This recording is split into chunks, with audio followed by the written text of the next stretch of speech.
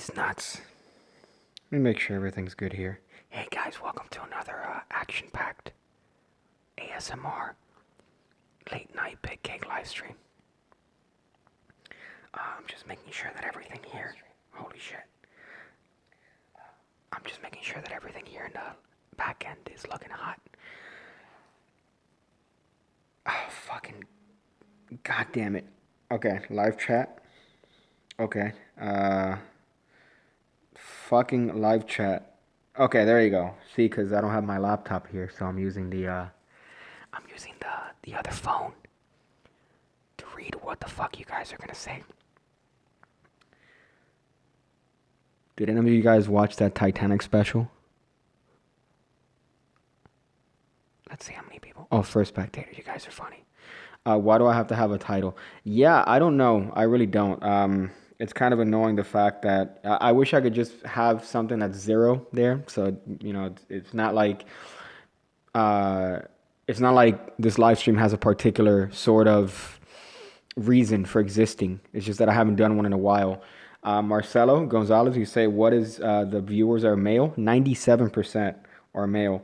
So that means that obviously there's 3% female demographic that watches my shit, which I think it's a fat lie. Honestly, I think it's a big old lie. Girls don't watch this. And if they did, I feel bad for them, honestly. But let me fix this here so I could see your things. Okay. All right. You know what? Fuck it. I'll just see the live chat right here. We'll just do the live chat right here. If you don't use titles, people join. Yeah, but they see the username, right? They see the pig cake thing. So it's like, hey, whatever, you know? So if they see it, they join it. So I imagine that the title's arbitrary. But, you know, funny enough, one thing that I have noticed, I've gotten some of the live streams to be claimed and demonetized. I guess it's because of the title, maybe? Or, I don't know. It's fairly weird. Hold up. I just saw something on Tannins. Have I been to Tannins? Yes. Yes, I've been to Tannins. I've been to Tannins and the other one. Fan what? What is it? I'm going to lose my shit. What's the other one? It's Tannins and Phantasma. There you go, Phantasma. I haven't been to the camp. Obviously, I thought you meant the magic store. Let me make sure I see your comments here. How many genders are there? 2. There are 2, and a lot of mental disorders. So yeah, I haven't done one of these in a while, honestly. I just been kind of working on other videos and stuff. So I kind of wanted to talk about like I guess what's coming up, maybe what I've put this week, because I'm trying to churn out a video, a day. Now, one thing that I'm playing around with, which I don't know how you guys might react, which is, you know, kind of the good thing about this, that I get your feedback in real time.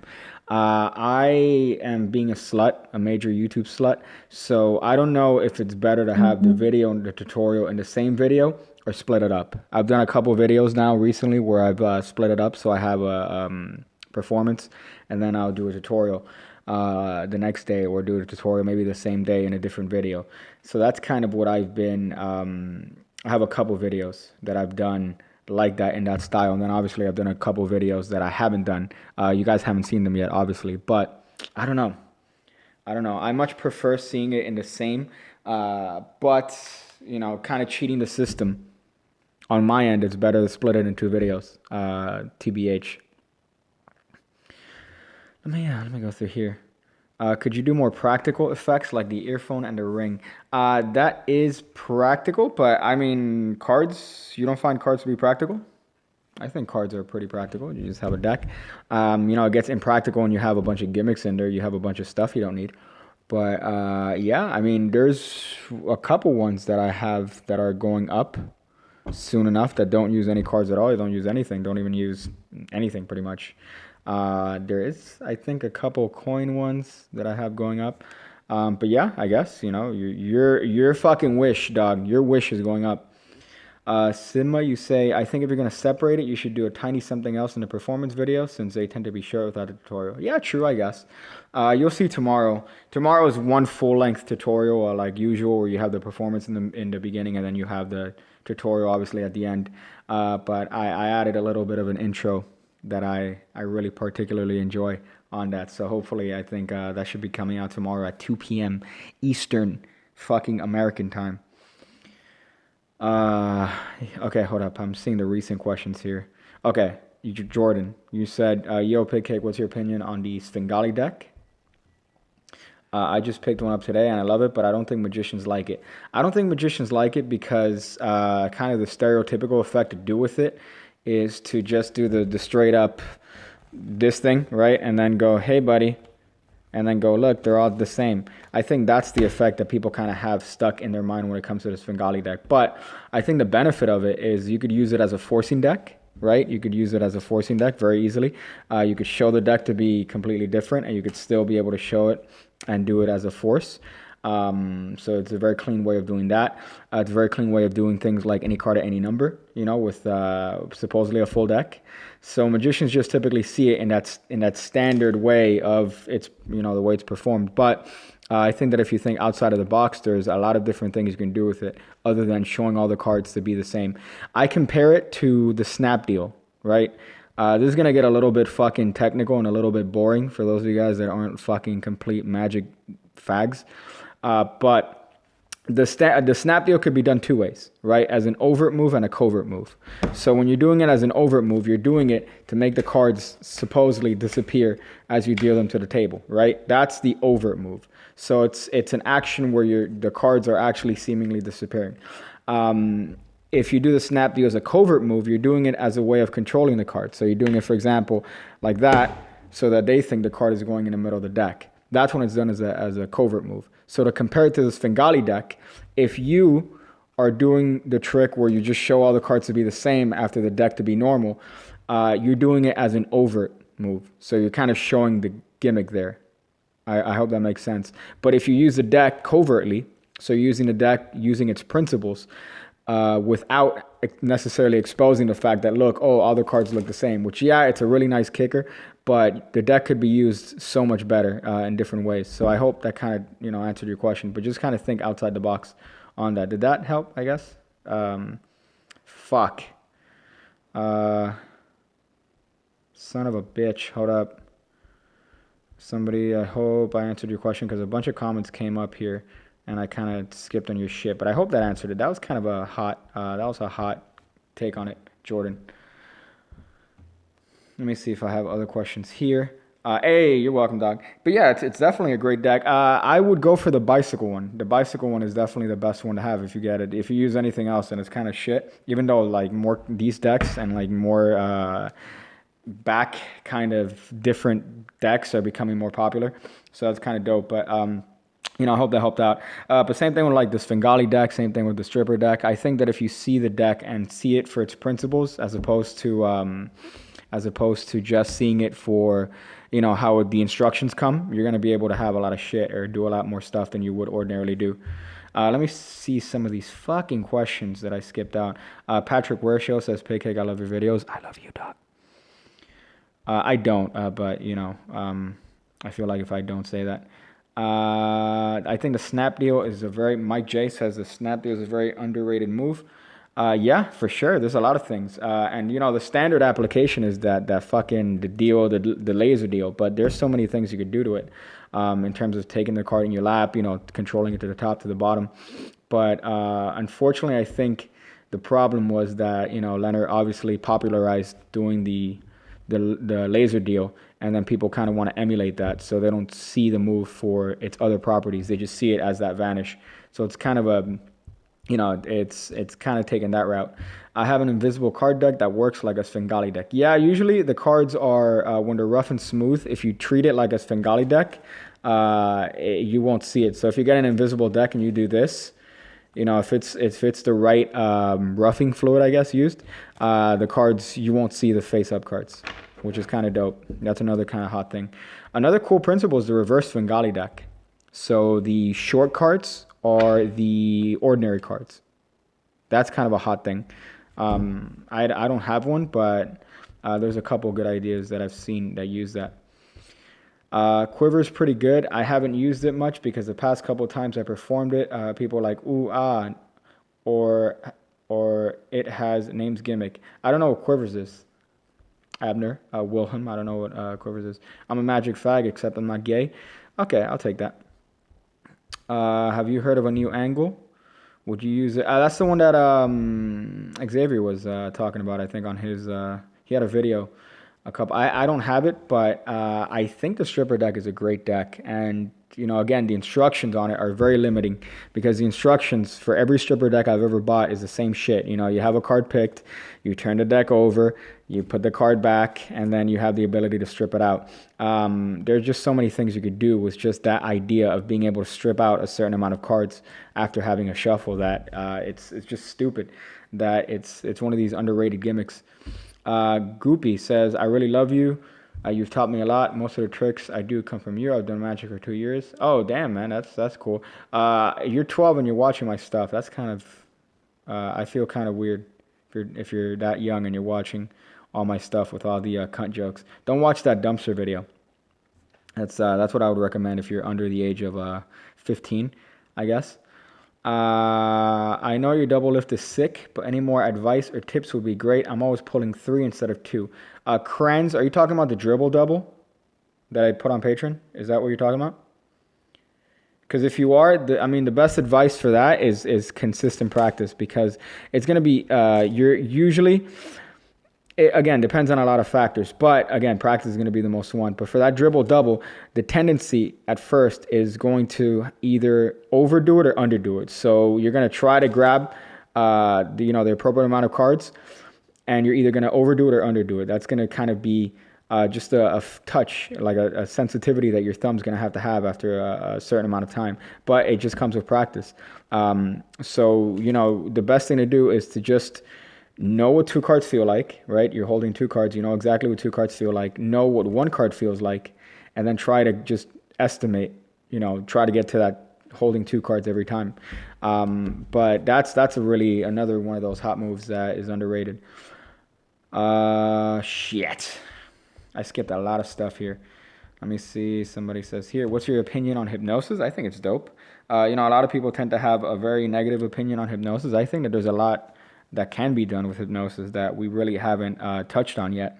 You have, I think, Anthony Jacquin. He's one of the people from UK that's like kind of experimenting with the ideas of hypnosis, outside of a clinical sense in terms of its potential for magic. So I think that there's a lot could be done. Now, the problem with hypnosis, it's how easy it is to adapt it to bullshit. So, how easy it is to be adapted to past life regressions, for example, or to try to remember memories and shit like that. That's when it becomes bullshit. But when you use it for, things like associating 2 things with each other. So a lot of people use hypnosis to stop smoking by making 2 associations with cigarettes and something disgusting. So you could use hypnosis to kind of bind those 2 things together. Or something like... for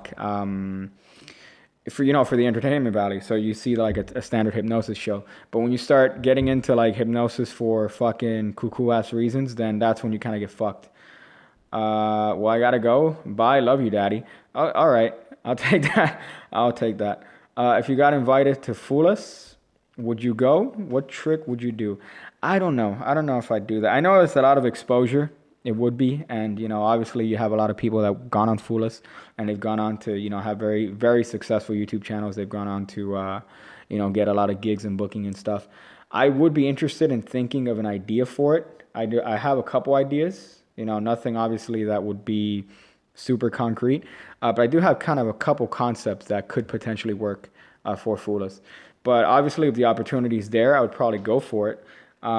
But it would take a long time to kind of workshop the ideas that I have for that. I spoke a little bit about that in other live streams, but it comes with appearing on the show in a correct way, because at the end of the day, the show is an entertainment show. It's a show meant for entertainment. It's meant for ratings. Even though Penn and Teller are very fair when it comes to their presentation of the show, but that's not to say that they might misrepresent what you do. So it's kind of a weird, iffy thing. Obviously, I would prefer that to America's Got Talent, because I think America's Got Talent is cancer. But, it's still kind of a wishy-washy thing. Would you ever do a face reveal? Not anytime soon. Dog. I'd rather just keep it as mysterious as possible. I got both any card at any number and the Persistence of Memory. Love them both. Hey, dog, I hope you like them. Persistence of Memory, again, is one of my favorite things just because of the way it kind of flows.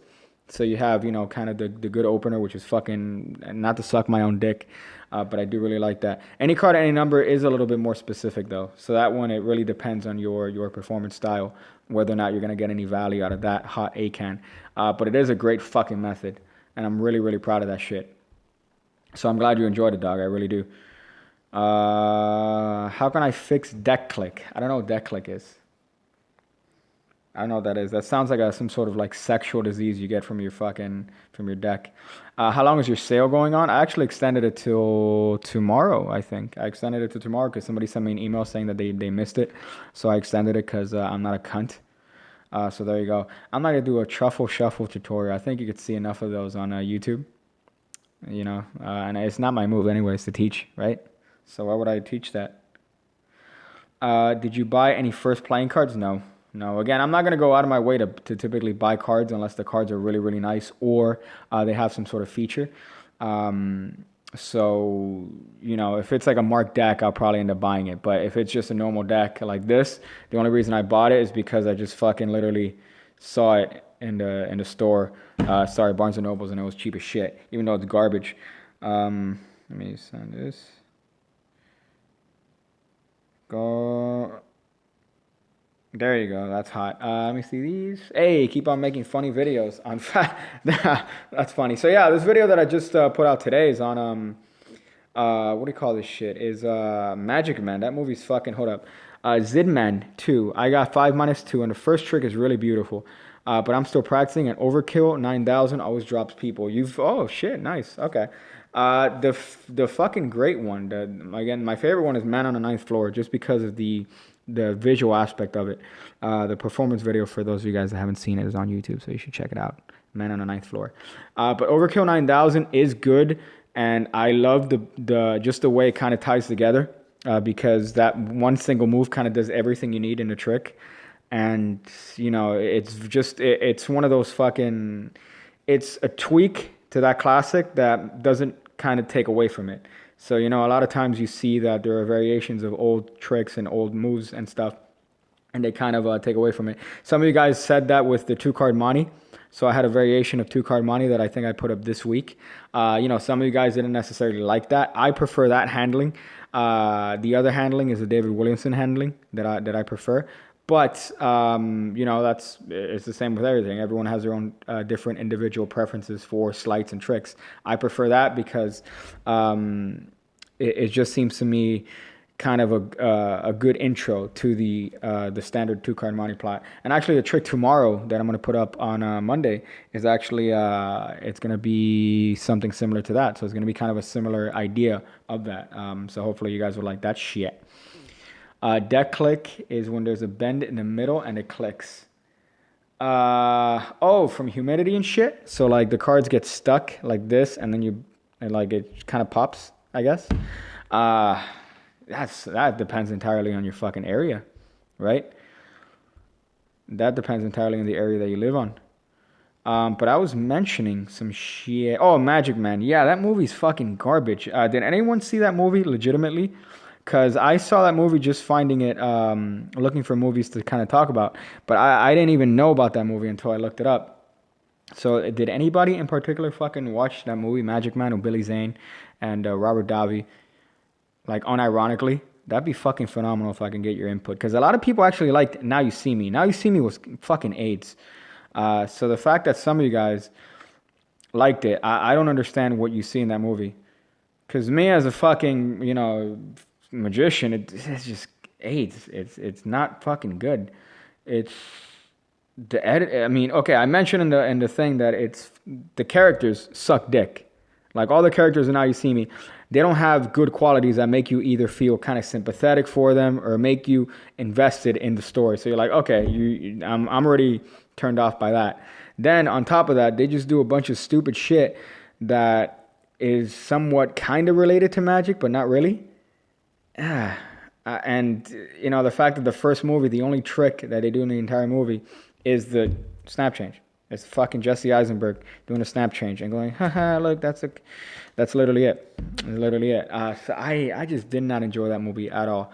And again, especially comparing it to something like The Prestige. And The Prestige, don't get me wrong, it doesn't get magic fucking perfect. You know, obviously it invents its own jargon for magic. But just the way it's shot and the story and everything just ties together, it feels like a movie that they put fucking effort. The other one doesn't. Now You See Me seems like, oh, we just got 4 people. Let's just fucking put them together. I haven't seen the second one, and I don't think I'm going to, just because I don't want to catch anything. Let me see. Let me see some stuff I missed here.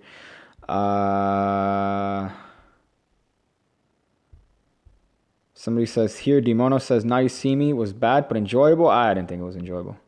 I thought it was AIDS. I have pretty much perfected most sleight of hand. What is the next step? I'm gonna call bullshit. If you don't perfect sleight of hand, that's fucking stupid. You could be doing magic for like 20 years and you don't perfect most of sleight of hand. That's kind of weird, NARP slayers.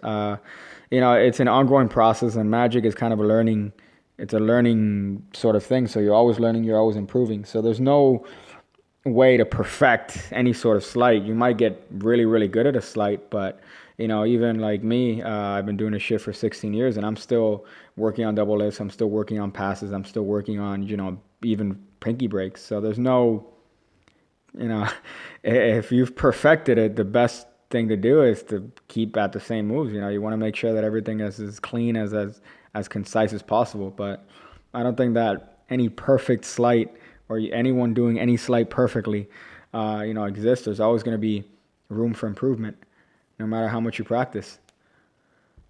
Let me see. Somebody said something else here. There you go. Patrick Ware show. How to improve my cardistry skills. Practice. I mean, cardistry is one of those things that you can't bullshit. Mentalism, for example, is one of the things that you could bullshit. You could bullshit your skill. And cardistry is one of those things that if you don't practice, it's gonna look like shit. And it's something that it seems to be very competitive. It's very, very competitive, because on Instagram you see a bunch of people that are just fucking amazing. They're throwing the cards everywhere. They're fucking doing fucking crazy ass cuts. So if you don't practice, you're gonna fall behind, and then you kind of get lost in the shuffle.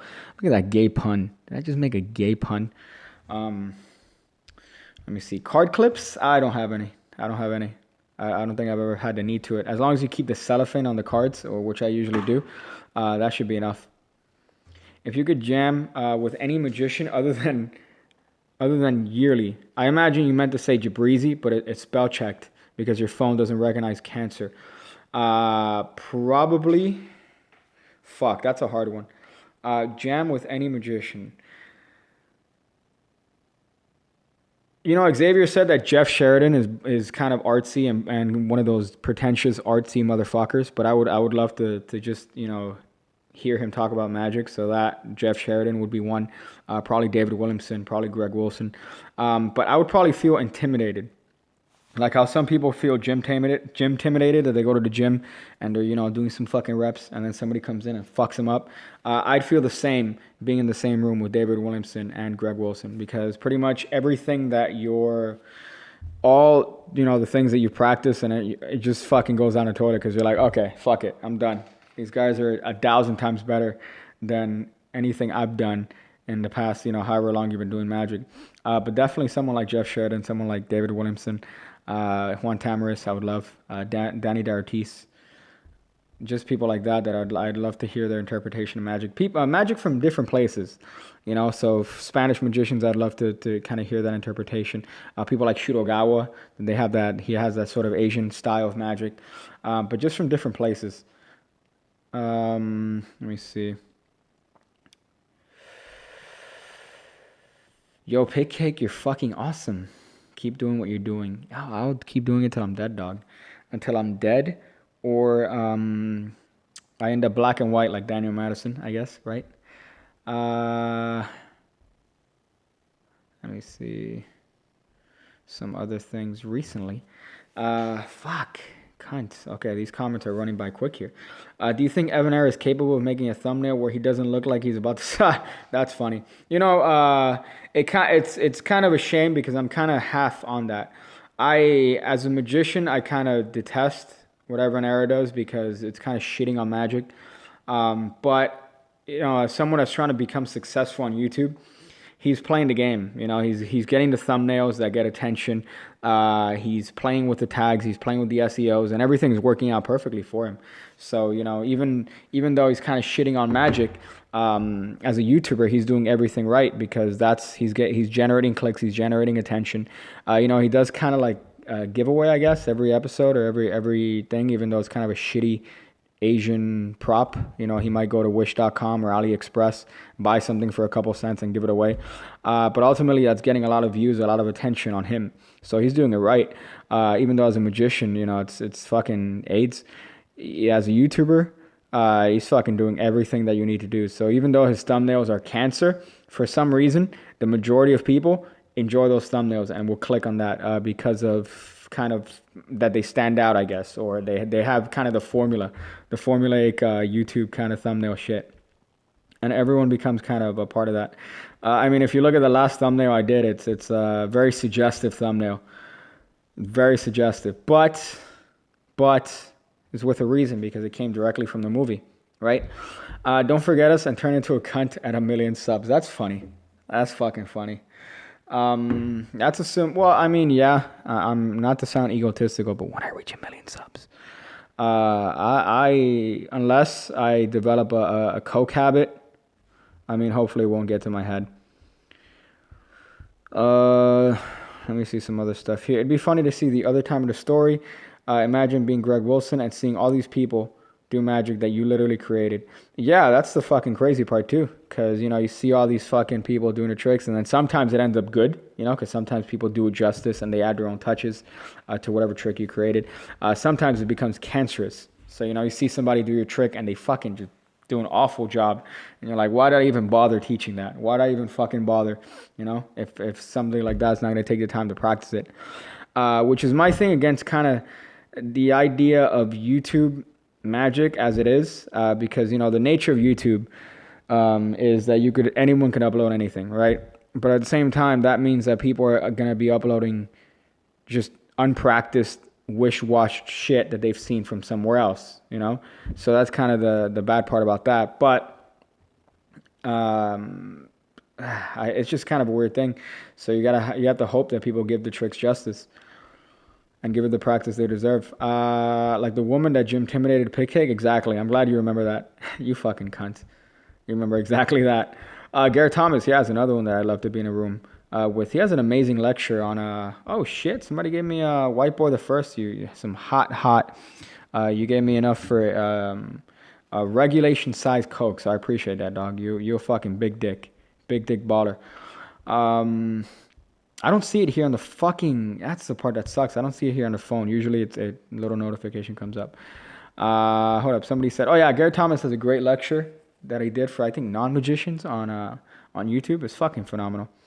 I'm very jealous of Xavier that I get to hang out with him. I'm trans-age, and transgender. Good luck with that, man. Trans-age. I've heard that there's trans handicaps. People want to be handicapped, right? I don't fucking get people. I really don't. We're here on Earth to procreate and to eat and prolong our lives to keep procreating. And we have people that are coming up with fucking bullshit just to feel special. It's kind of stupid. Hey, okay, so let me see this. The worst part is when you do a trick. The 3-strike rule. That's the thing that I hate, and that's the thing that I want people to avoid from my channel. The other day, I did a card to pocket, right? And a lot of people were saying, hey, your card to pocket's great. I really enjoy your card to pocket.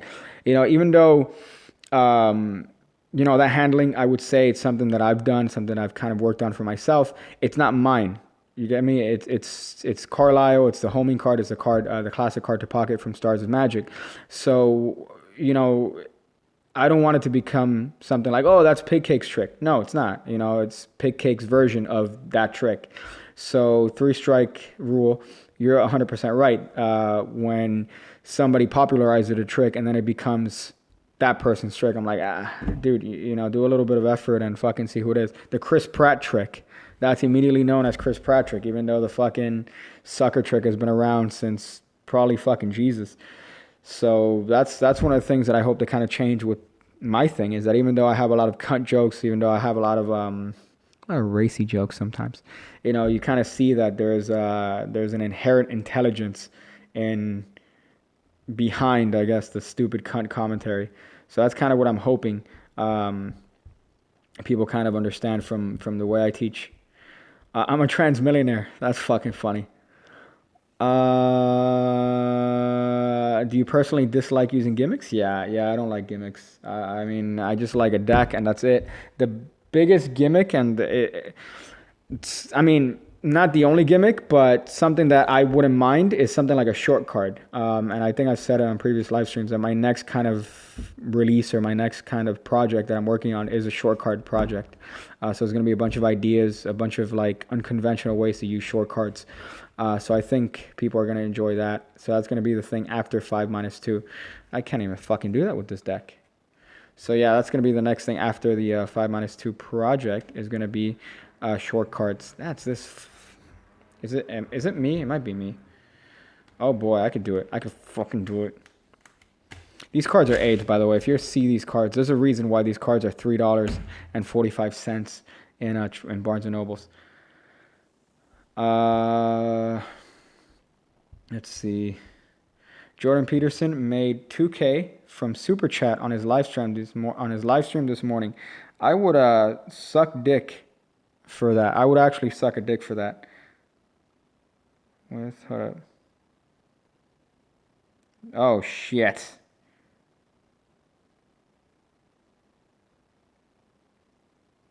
Okay. Yeah, that's fucking nuts.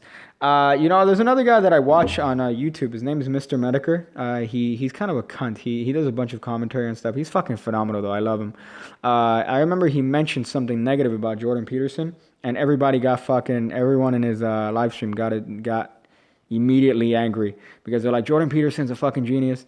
Yeah, but it is true that this guy's making I don't know how much on Patreon every month, and yet he still sells like a $10 personality test that you can find on any website, which is kind of fucking weird. But, you got to do what you got to do, I guess. So I kind of find that interesting. I see you own a Switch. What are you playing it? It's funny. I just beat Doom. Which is kind of dope. I'm still playing that because it's fucking phenomenal. The fact that they were able to squeeze Doom into fucking Switch. It's a tablet. It's an Android tablet pretty much that they put their software on it, which is insane. So Doom is fucking amazing. Obviously Mario Odyssey. I'm waiting for 2K18 to come out like a basic bitch. WWE. Yeah, I know. But I'm waiting for that. Let me see.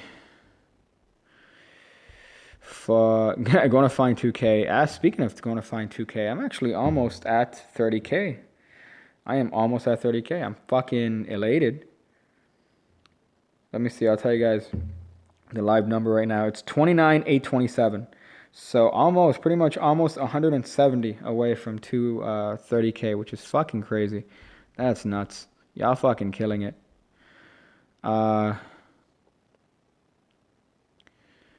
Gamer Overlord, Pig Cake was the best trick you ever thought of or ever done. Well, there's a trick that I haven't, one of the ideas, I think I've spoken about this. There's something in Magic that's driven me crazy, and that's the Paul Harris Anything deck. That concept of having a word pretty much appear. The Anything deck, he has the word appear on the back of playing cards. So then the person names any word, and then there's a little bit of a process. And then at the end, on each playing card, let's say the word is rose, it would say ROSE. So I've always come up with different ways to do that. Not using playing cards. Yes, using playing cards. Using, business cards. Using things like that. So I've come up with like a bunch of variations on that. And I think I've come up with a really, really good one. That ends up with the spectator's word that they name inside of their pocket, like in a paper. So that's kind of the best way I've done that. But I'm not even gonna touch on that, anytime soon. That's something that I'm keeping to myself. at least for the time being. But that's I guess my favorite thing. Some people might not like it. I personally fucking love it. I think it's a great idea. Again, but I'm not. It's like one of those things that it might work for some people, but some people might absolutely detest it. But maybe sometime down the line I'll put it out. But at least for now, it's fucking dope. You never answered if you like Bill Hertz or Bill Wirtz. He's the guy who did the history of the entire world. What do you mean? I don't know who that guy is. My name is Chef. Are you doing a fucking Max Mofo meme? You cunt. Let me see. That's funny. Who'd you say you look like? You have to go back to the live stream and see who it was, Trevor. But it's a particularly famous 80s singer. Let me see. Once you hit critical mass, you'll start jumping in subs. YouTube is weird. YouTube is really, really fucking weird because you have to. It's like kind of the adage that you have to have money in order to make money. I feel like you have to have subs in order to get subs. It's kind of like a weird fucking circle of shit. I'm happy with kind of the growth that I am, but obviously, I need to find different ways to kind of get that growth and get eyes on the channel, because if not, then the channel is going to pretty much stay stagnant, and I don't want that to happen. But I do want to work with other people in bigger capacity. Rise Magic, somebody just asked me a question. How did you and the Rise brothers meet? We haven't met in person per se, but that's a fucking wonder of the internet. But I love their shit. I remember watching a couple of their videos, and I first saw the video. I didn't see their channel or their sub count or anything, but I remember I saw one of their videos and they had like 2,000 subs after I finished watching the video, and it was just so professionally done. It looked like an actual studio edited. What they did. The color grading was on point. The editing was on point. They have the little, the timestamps for the thing. I'm like, this is so fucking professional. And then I saw their sub count. I'm like, 2,000. How the fuck do they only have 2,000 subs? So they messaged me and I messaged them back, and they're fucking great. They're really, really nice people. They're really, really nice.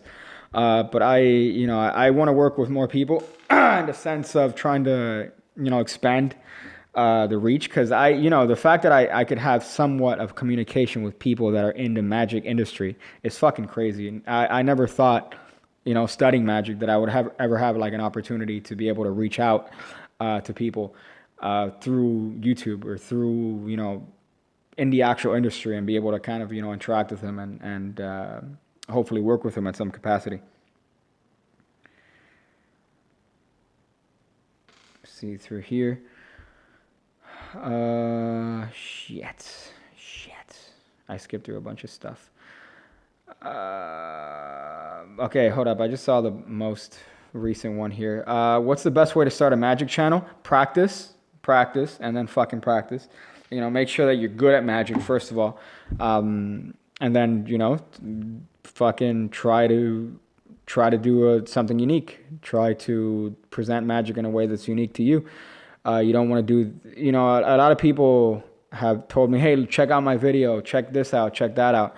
And it might be a really nice, wonderfully produced video, but it doesn't stand out. It doesn't stand out through either its technical aspect. It doesn't stand out through its content. It's just kind of lost in a sea of 1,000 videos that look exactly like it. I can't tell you how many videos I've seen of a guy in a bedroom holding a deck of cards with like one single bulb on him doing a fucking, doing a trick. You could be technically amazing, but it doesn't make you stand out at anything. So you need to find something that makes you stand out and keep at it. You also have to be consistent, and you also have to be good. So there's a lot of factors that indicate. Again, I'm no expert, obviously, but I think I've found kind of a good niche, and I'm not necessarily like selling out. That kind of is the problem with a lot of YouTubers initially in the beginning. I imagine they have a certain style, and then they want growth, so they sell out. That's kind of what I've seen a lot in terms of not just necessarily magic, but other YouTubers.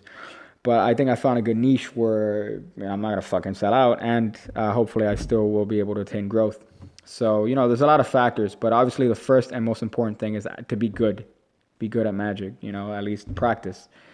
Don't. Oh, hey guys. Hey, I'm gonna show you how to do a trick, guys. Let me just. I'm just gonna mix the cards up. Okay. So you guys are gonna see the craziest trick. Pick a card. All right. So the person picks a card, and then they put the card in the deck.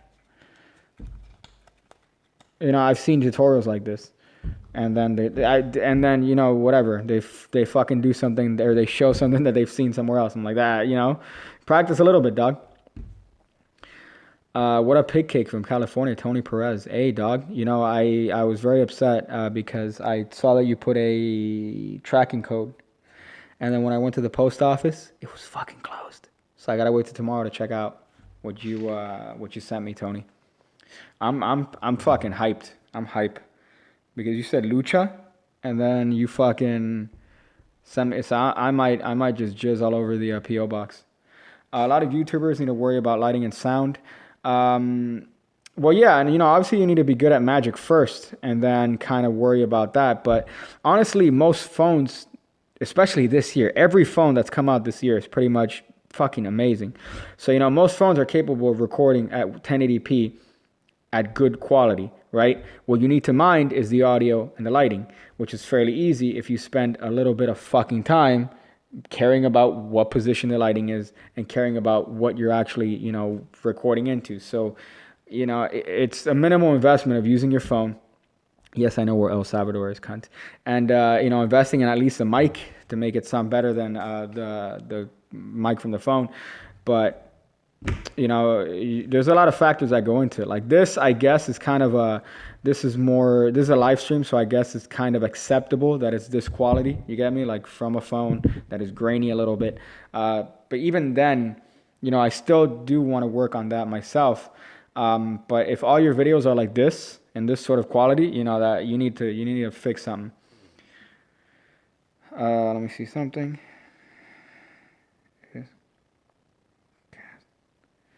Okay, let me see this shit.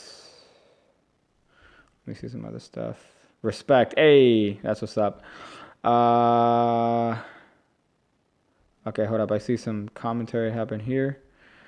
Any tips on creating magic effects? I actually gave a lot of good tips on the last live stream. I think I spent a good 20 minutes talking about creating and how to be creative. So you got to look that up in the last live stream. But, typically, I think somebody even said it here. You start with a problem. I typically see tricks as problems. So I might start with an idea of something that I want to do, and then I'll kind of work as to practical ways on how to accomplish that. So let me just give you any card at any number, right, as a potential problem. The problem is that you want the spectator to name any card, and you want that card to be at whatever number they want, right? That's the problem. So what are potential solutions? Potential solutions are that you force the card that they name. That's one. Potential solutions are that you force a number that they pick. That's another one. Are they practical? How can you make them practical? So you have to come up with different ways and see it as a problem. And then, the solutions are going to come to you.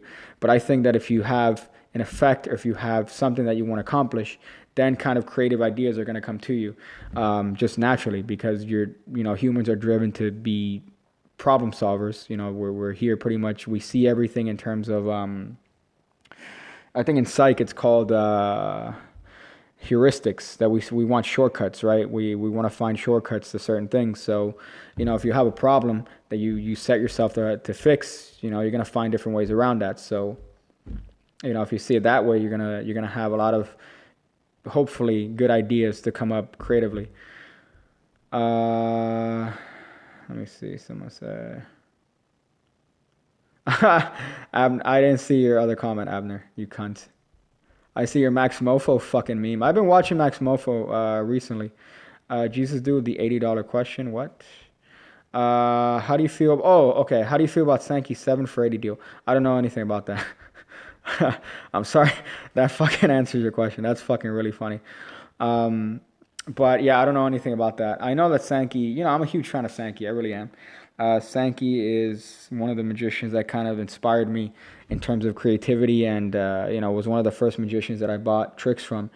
Not all his stuff is great, but the stuff that's great is gold.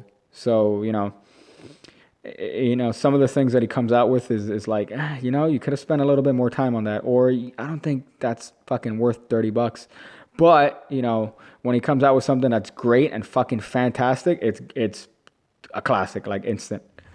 So that's so I imagine if it's good stuff, then it's worth it. But if it's just weird stuff, then if he's in one of these moods where he's coming out with just experimental shit, I think I mentioned it. What did I think of Sankey doing a video with Evanera?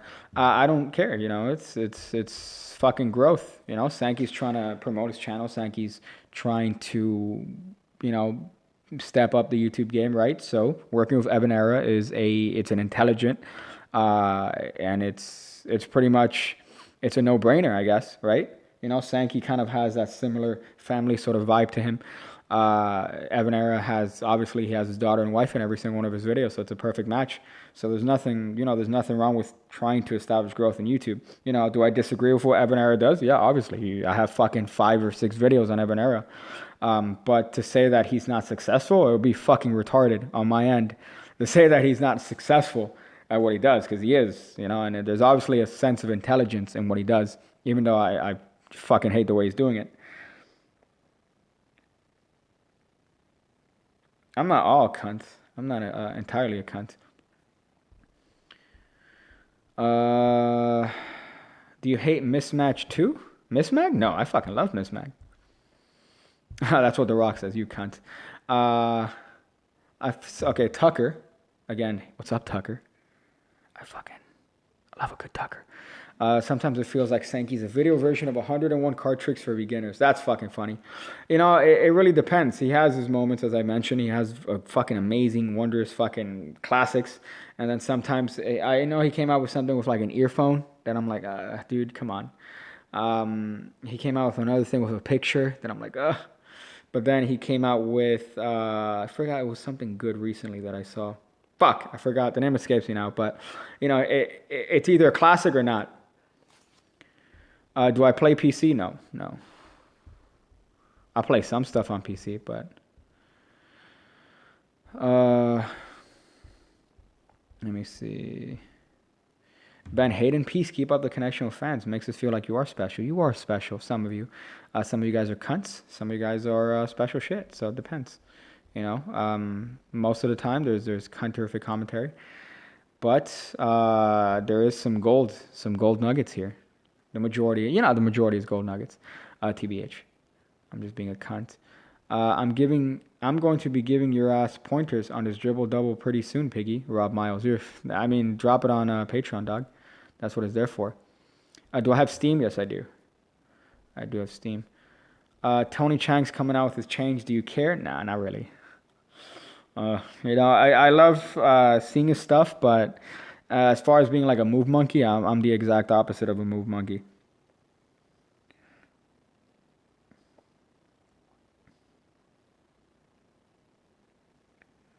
Cast. Okay, there you go. Let me see. Cunts are special too. I know. I'm a cunt. I'm a cunt as well.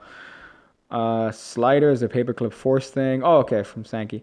August, bought 55 minus 2, A-can. Oh, you bought all of them. Oof. You got the whole piggy package. You fucking cunt. That's a lot. I mentioned it before, and I think I also mentioned in the stream that A-can is not for everyone. I think I even said it in the description of it. But the fact that a lot of people have told me that it's fucking great and they enjoy the method and they love it, I'm like, oh fuck, you guys are killing me. And also 5 minus 2. I've heard a lot of about Man on the Ninth Floor and Overkill, but I haven't heard a lot about Preset. I don't know how people find people that bought 5 minus 2, how you guys are enjoying Preset. I really like it. It's a reset style routine, or reset, but it's very visual. So that's one of my favorite fucking tricks. So I really haven't heard a lot of people's sort of take on Preset. So I'd love to hear a couple of your opinion on that if you got it. Have you ever heard of Akram Bucks? It's a monthly subscription that gives you 3 to 5 tricks. That's fucking funny, man. I didn't realize that there was a magic subscription box. You know, there's a fucking subscription box for everything, which is fucking funny. But I never thought that there would be a magic one. The only reason I didn't get 5-2 is because I started working on pass. Yeah, that trick is really pass heavy.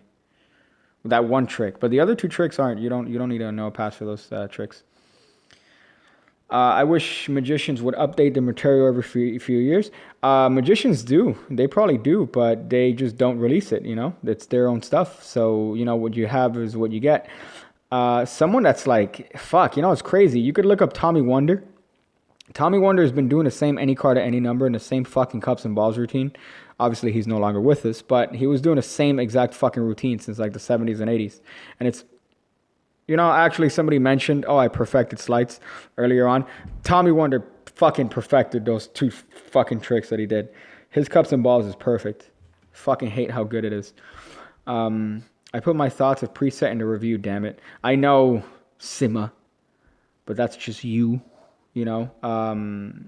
What do you call this shit?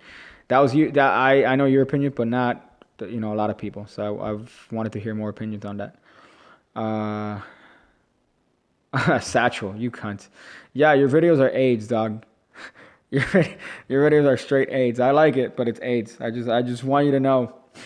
And now that you're hearing it from my mouth. They're funny. They're fucking funny. But it's like Djibouti dubs. It's fucking phenomenal. Hold up, fuck. Tommy Wonders. Yeah, Tommy Wonders. Fuck, God, it's fucking perfect. Because, you know, the ending is justified. The little stupid ball that keeps appearing and then the cup with the... oh, fuck. It's a fucking story. It's like a fucking story. It's great. He's another one, man. Fuck, that's a great fucking mind in Magic. I wish I could get his Books of Wonder. I know that he has the DVD set. I think I bought volume 1 of Visions of Wonder. But his books are like rare as shit. Let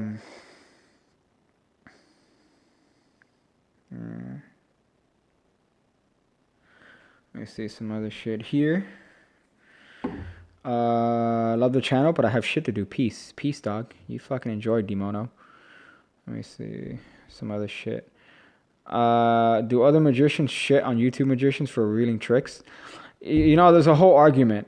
Hekili, Bahamar, however, I fucking murdered that. There's a whole argument as to exposure on YouTube, right? What's exposure? What's tutorials? Is there a difference? You know, and if you look at the Magic Cafe, pretty much the general opinion is if you're on YouTube and you're showing how tricks are done, you're a piece of shit and you should be put to the fucking chair. I think that that's retarded. You know, YouTube is just another media. YouTube is just another form of media. It just so happens that YouTube is so accessible to everybody that more people are able to do things on YouTube. But you know, I think that there's a clear-cut difference between exposure and tutorials. What I'm doing are tutorials. What I'm doing are I'm showing tricks that I've kind of tweaked for myself, you know, of handlings that I particularly enjoy for myself. Hopefully you guys can enjoy those handlings yourself. Hopefully you guys could turn the handlings and make it something that you yourself are comfortable performing. But it's with the expectation and the kind of assumption that you have a genuine interest in Magic and you're not just seeing it for the method. Like, you know, you can't look up on my channel and be like, oh shit, you know, somebody showed me the Biddle trick today. I'm going to look up Pigcake's channel to see how the Biddle trick is done. Like, it's not that. It's a tutorial channel. So you have an inherent interest in Magic. You want to learn more. And, you know, you want to use my videos to kind of supplement your existing kind of fucking adventure into Magic. Where I think that is different from exposure videos is that exposure videos are kind of capitalizing on tricks that are either popular in the mainstream media, whether that's TV or even YouTube, and you are showing how somebody else's trick is done because you know that people are going to look for that trick, you know? So if it's fucking something like, I don't know, Matt Franco card trick, right? People are going to be looking for that shit. So, you know, I'm going to do Matt Franco exposed, you know, that. And it's not necessarily going to be magicians with the intent of learning Magic. It's going to be people that want to learn or know how the fucking trick is done. And I think that's fucking AIDS. You know, I don't agree with that necessarily. But, you know, there's obviously both sides. There's points on either side. I'm not saying that my side is the correct one. It's just the side that I subscribe to, obviously, because I'm a little bit biased, number one, and because of just my experience. That's not to say that your side is wrong, seeing what I do as exposure, and you have some valid arguments too. But again, I'm seeing it from my side, and what I see from my side is that there's a clear-cut difference between tutorials and exposure. So if you guys agree, you guys agree. So.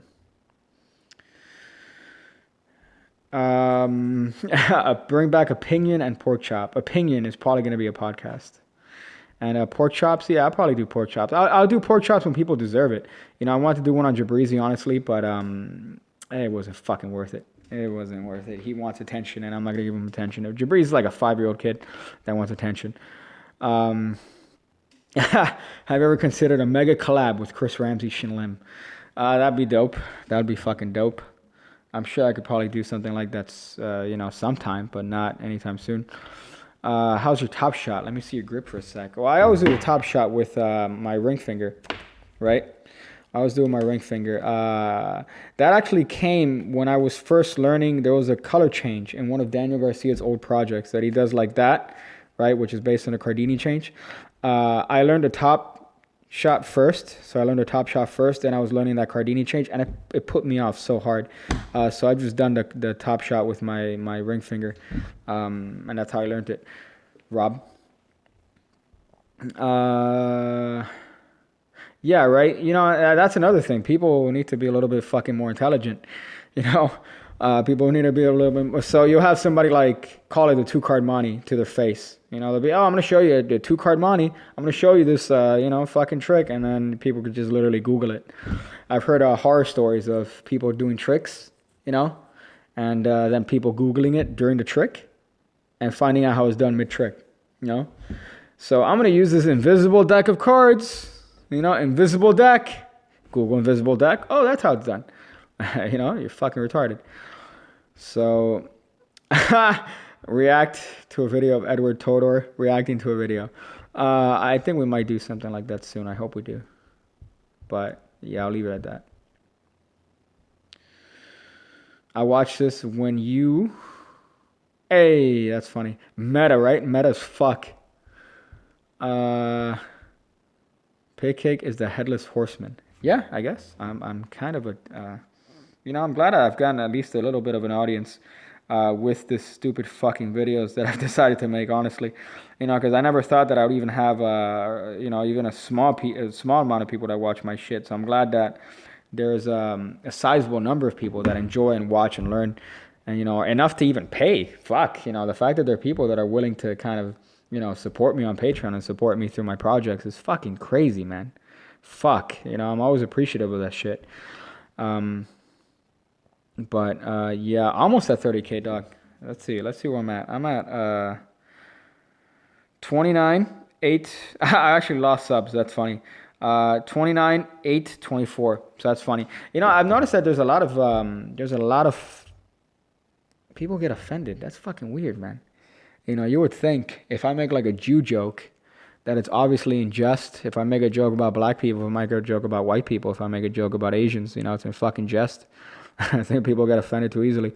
The other day I was I did a fun game where I fucking I went to the chat the comments, and I Googled keywords, right? So I was Googling I was searching up words like unsub and mad and offensive, right? So I was scrolling through, and I was kind of, it's not a lot, it's not a lot of people that have said, hey, your shit's offensive, you should stop. But it's still a couple, and it's really funny. That's like, dude, what did you expect? What the fuck? Like, what did you expect, man? Like, the first fucking videos that you hear, it's either cunt, fuck, shit, or whatever. But it's something offensive. Like, you gotta fucking... Your channel would be better without the homophobia. Yeah, I'm not homophobic. I just think that gay jokes are funny. If you don't like gay jokes, nothing's obligating you to stay to my channel. Nothing's obligating you. But punch me, Seeks, or I will. Not with that font, dog. Not with that font, you cunt. You fucking cunt. Can you do a tutorial on how to do an invisible deck card trick? I think there's enough tutorials on that, right?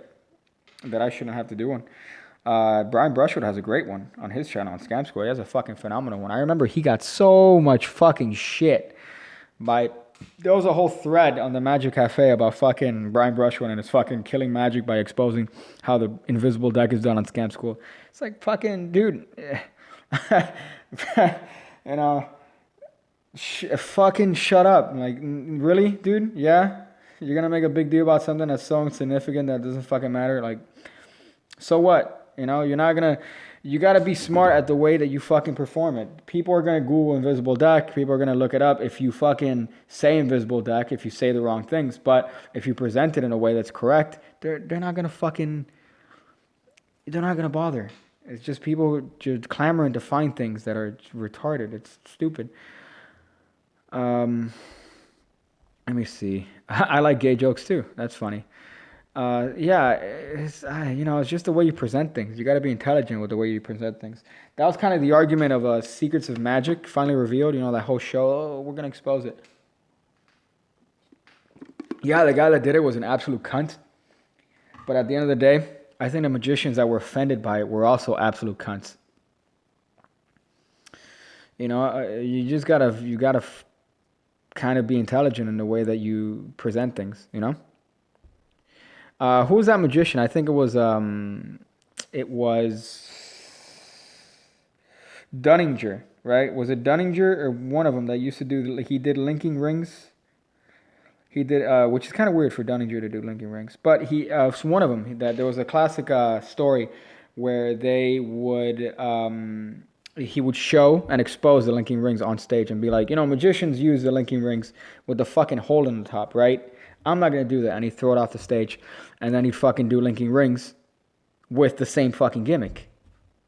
Right? White Boy the First, did you just drop a GoldenEye reference? Cunt. Just drop a GoldenEye reference right now on this live chat. But then somebody else did the classic slate, Mental Epic, right? I think Richard Osselin might have said something about this, that he would show the magic slate or the mental epic. He'd show the gimmick and say, you know, most mentalists use a gimmick like this. I don't use a gimmick, and he'd use the same shit. You know, he'd use the same fucking shit. Danny Fuentes, I'd wonder how Brian Brushwood would feel if someone exposed his book test that he sells. You know, it's kind of weird because he's kind of in a position where if somebody looks up his name and the word book, the first thing that comes up is the book test, right? So if somebody looks at Brian Brushwood and book, then, you know, that's going to be the first thing that comes up, which is kind of shit. Marcelo C. But that's kind of unfortunate. But at the same time, I don't think that they're going to be able to know how it's done unless, it's cunty. You know, I guess it's cunty.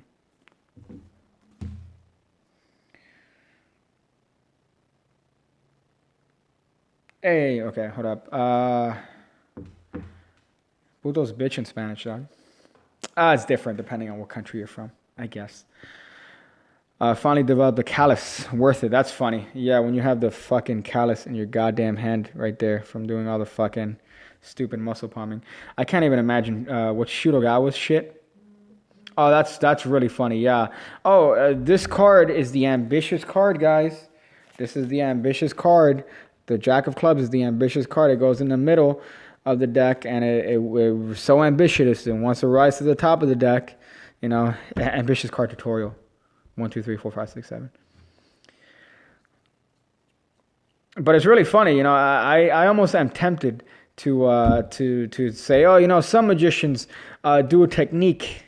Some magicians do a technique where they control a card by cutting the deck invisibly. You know, in a short space of time, just cutting the deck. You know, doing a ninja pattern from fucking Illusionist. You know, some people will do that, but I'm not gonna do that. You know, I'm gonna put your card very fairly in the middle, sir. Make sure my hands don't do anything. Then do a pass, and then be like, oh, see, look, I did it very fairly. I'm also tempted to try that. You know, in the same way that Dunninger did his shit. Did you ever consider doing a real performance on the streets? I think it'd be entertaining. Yeah, I'd probably end up doing that if I do have kind of the chance, you know, I'd want to do it different because I think there are too many street magic videos. So I'd find a way to make it different and entertaining. But yeah, that's something I'd obviously be open to.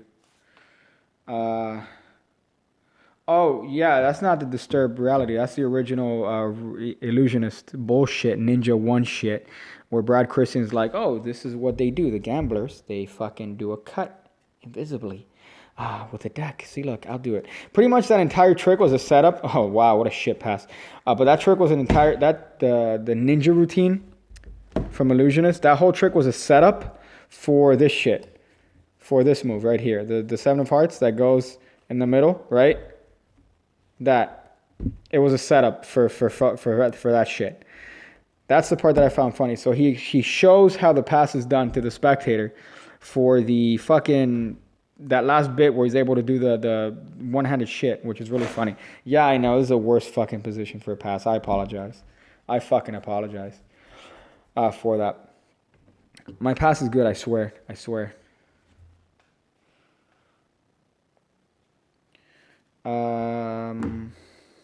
Yeah, thank you, Ken123 Films, defending me. It is hard to do a pass with your hands on the table from this position. I'm actually doggy style right now. I'm not doggy style. That's a joke. Turnover change. Yeah, it's the fucking drop change from Expert Card Technique. But I remember Brad Christian did that at the end, and he goes, oh, look, the card's on top, right? And he does that whole bullshit. But before he does that, he exposes the pass, and he does the pass normally. And I felt like that entire trick was a build-up for that one moment, which I don't think it's worth it to show them how to do the pass. Yeah, right? What's with the ring? Oh, it's gay? Yeah, I'm just gay. I like rings. It's a little gay. Your passes in that Riffle Shuffle control video were pretty clean. Hey, look at you watching my fucking recent shit, dog. Yeah, obviously. This is a hard... And obviously you see every little aspect of the pass. If I do a pass right here, you guys see everything. You know, it's not like it's a fucking... I can't hide it. But yeah, there you go. Thank you, dog. See, I do have a good pass, cunt. Let me see.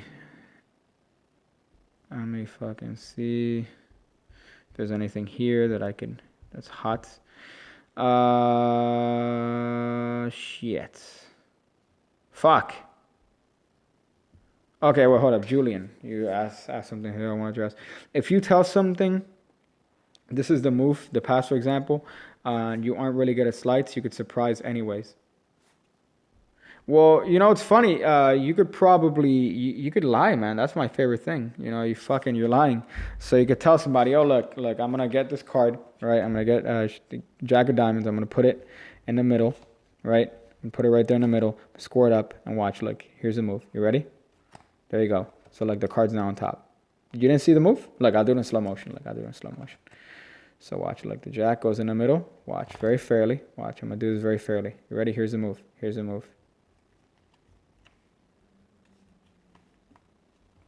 Did you see it that time? Oh, you saw it that time. Okay, that's good. That's fucking good. And then you go into another double lift, and you do this shit again. You do another fucking double lift or a pass at that time, and then they're like, wait, what the fuck? So you're doing back to that Dunninger ploy, that Dunninger idea where you not the Dunninger ploy, sorry, that Dunninger idea where you say, you know, hey, here's how to do this. Magicians would use this, and then you do the same shit you just said you weren't gonna do. Herman pass or classic pass? Classic pass, for sure. It's faster, you know, it's better. I think that the Herman pass, you need cover for it, and you need a really good cover. So, you know, I'd rather go with a Herman pass. I'm sorry, a classic pass. I'm a dumb cunt.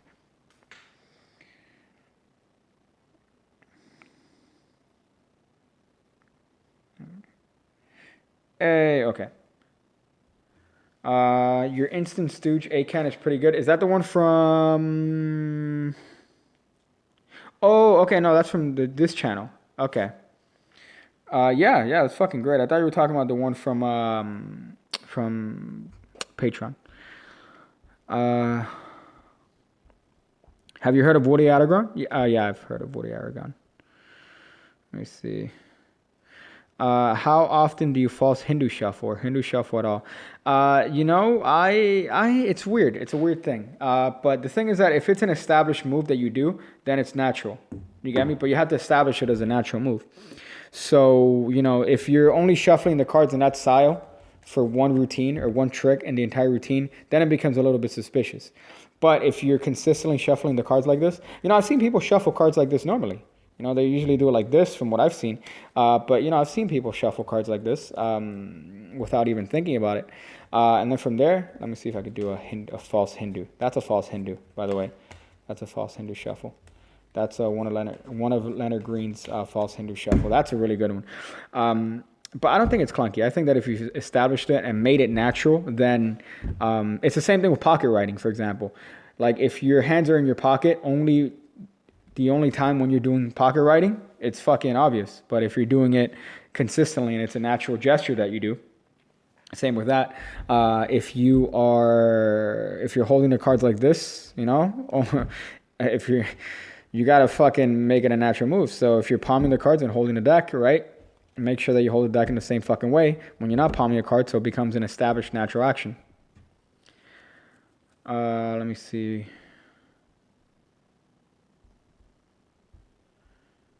Let me see some shits. Oh yeah, that's the worst. That's the biggest fucking thing. You could fool magicians very fucking easily by just doing a lot of already well-known tricks and cutting off a lot of shit. So, if you have a deck and you want to face the deck, right? So if the deck's faced, avoid doing the things that magicians would typically do to show that. I think a better example is with the red deck. So if there's a red deck that you're hiding underneath the blue deck, there's no need to do even a fucking one of these. There's no need to do that. Just take it out of the box and that's it, People are going to forget. There's a fucking amazing fucking trick by Kenton Nepper. It's so good. It's so good. It's a color changing deck that you fucking show the cards like this. You show the cards like this. You have them pick any card they want. The back color of this card changes, and then the back color of the entire deck changes. And it's a normal, ordinary deck. It's done through clever wording and subtlety. Fuck, it's good. Fuck. It is really fucking good. By Kenton Nepper. I forgot the name of it, but it's such a good fucking thing. And that's the same sort of adage. It's literally a color changing deck that I swear to God, he takes it out of the box, he spreads them like this, right? Turns them over, spreads them like this, has him pick a card, that card changes, the rest of the deck changes. Fucking phenomenal. And it's all based on subtlety and clever wording. Son of a bitch. I forgot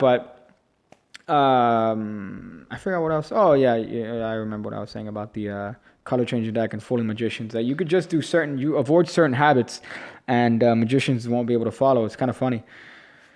How many cards do you have? Not a lot, honestly. I have a couple boxes, I guess, with cards, but they're not like. It's not like fucking. I remember seeing that Chris Ramsey video where he's like, "I have 10,000 cards." All right. Google says side color changing deck. There you go. Yeah, Martin. That's probably exactly it. Side color changing deck. That is so fucking good. Damn it. And some people would hate it, by the way. Some people are definitely going to hate that because it's just wording, right? It's just, it's wording and it's clever kind of use of memory, but it's so good. It's a normal, ordinary deck. I think you only need one extra card, odd color card, and it's fucking good. God fucking damn it, Kenton. That is such a good, underrated routine.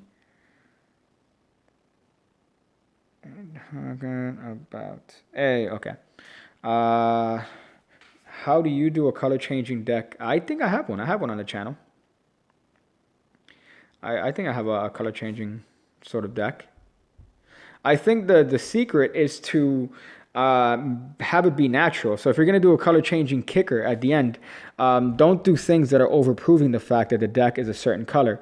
And, then it kind of becomes an afterthought, right? So the deck, for example, let's say it's here. make sure that the trick has certain points where they see the back, right? But it's in a natural sense. If you're fucking, oh, here I have a deck, guys. So you're going to be able to pick any one of these cards. And it's funny because I remember, growing up and seeing all the magicians that do the color changing deck, they always do that same bit where they fucking do this stupid shit. They go, okay, guys, so like here's a card right there. You could pick the 3 of spades. You could pick the king of diamonds. And, they think that this is clever. That the fact that they're pointing at it like this and showing different, that's not, you're fucking over, dude, just take it out of the box. James Randi has the greatest bit on that, where he comes in, he takes off his glasses, or he has his glasses, they don't have lenses. People aren't going to jump to conclusions and think that, oh, maybe his glasses don't have lenses. No, they're not. If you take a fucking deck out of this box, if I take this deck out of this fucking box right now, you guys see that, you're going to assume that the rest of the fucking deck is the same shit. However, it could be blank cards. It could be a shell, it could be anything. So people oftentimes overprove shit that they don't need to prove it. And then a magician comes in, right? They don't overprove it. They just do the trick without overproving shit. And they become like Jesus. They're like, oh my God, this guy's amazing. This guy's great. Dude, it just would have taken 2 fucking seconds of you not overproving and not doing just standard shit. Fuck. Let me see. What video is... that's card trick gone wrong, Sima. Card trick got wrong. Where the deck... it's a double backer routine. That one's a fun one. That one's a really, really fun one.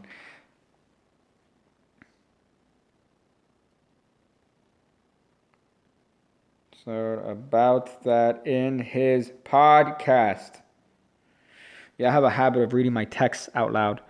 Let me see. I'm literally watching your stream with a deck of cards in your hand doing cuts. Yeah, that's typically that's kind of the idea, right? You're just here listening to me be a cunt holding cards. Could you teach a soda change? What do you mean, like changing the soda? That's fucking weird. I forgot what trick that is. I think that was Craig Petty that came out with that years and years ago. Can I jerk off to this? You can jerk off to anything, honestly. Is it gay that I have this, by the way? Is that gay that I went out of my way to buy Rick and Morty toys, I guess, right? I saw this and I'm like, I need to have that. Is that gay? Leave a comment if it's gay. I think it's gay. Might be gay. I mean, it's not like literally gay, but it's a little bit gay. If you guys follow me on Snapchat, which I should be posting more often, I neglect Snapchat. You would see that I have 3 other of the little small ones. I'm gonna turn this channel into like Max Mofo. That's what's gonna happen. It's just gonna be like, hey guys, I'm just gonna unbox shit, right? Your Snap story was hella gay. Yeah, there you go. See, it's really gay. Might be. It might be a little bit bad. But you know what? I take it. I'll take it because I'm a Rick and Morty fan. Obviously not to the point where I'm making fucking Musical.ly videos, but I think the show's really, really good. Pretty humorous. So like everything that becomes popular, they have a fan base that becomes cancerous, and then the fan base that points out the people that become cancerous, they become cancerous, and then the whole show dies. That's typically what ends up happening. Or you have a show that's awful, like Big Bang Theory. If you like Big Bang Theory, you should just fucking just end it. Just fucking if you like Big Bang Theory, that is definitely fucked.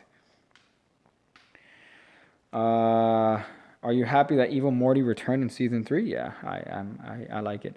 I like also the continuity in the show. The continuity is really fucking good.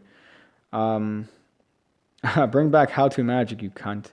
I think I've told you guys that I have an episode that I never came up with, or I never released the last episode of How to Magic, or the How to Magic series. It's the How to Catch a Ghost with Magic.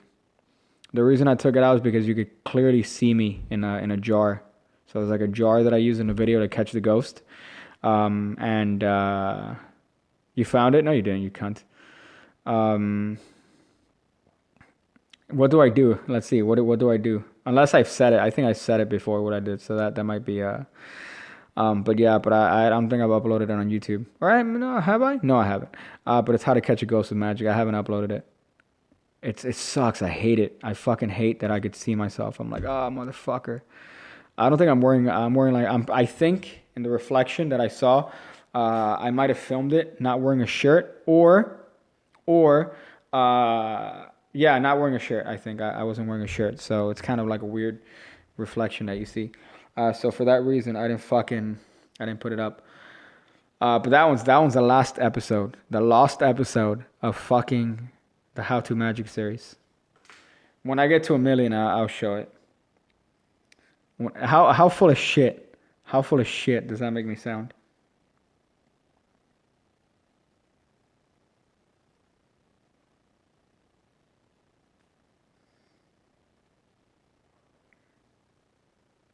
Hey, okay.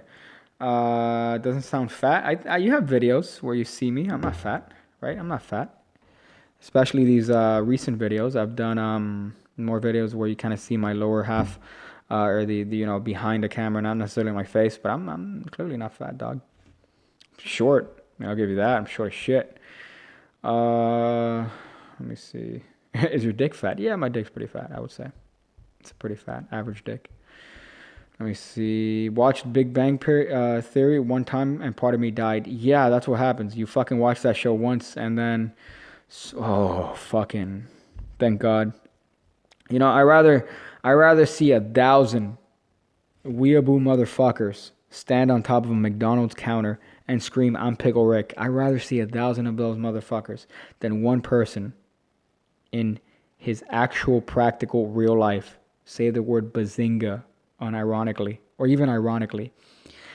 Oh, I just got fucking, like, I got a fucking STD from fucking saying bazinga. Jeez. Why the stall from 29 to 30K? I don't know, I don't know, dog. I live in the that's fucking weird. All right, man. All right, black pussy, I guess. Black pussy. Unfortunately, I'm gonna have to kind of fuck up your comment here because literally your profile picture is of a black pussy. It's of a black pussy, so I'm gonna have to take you out there. I'm sorry.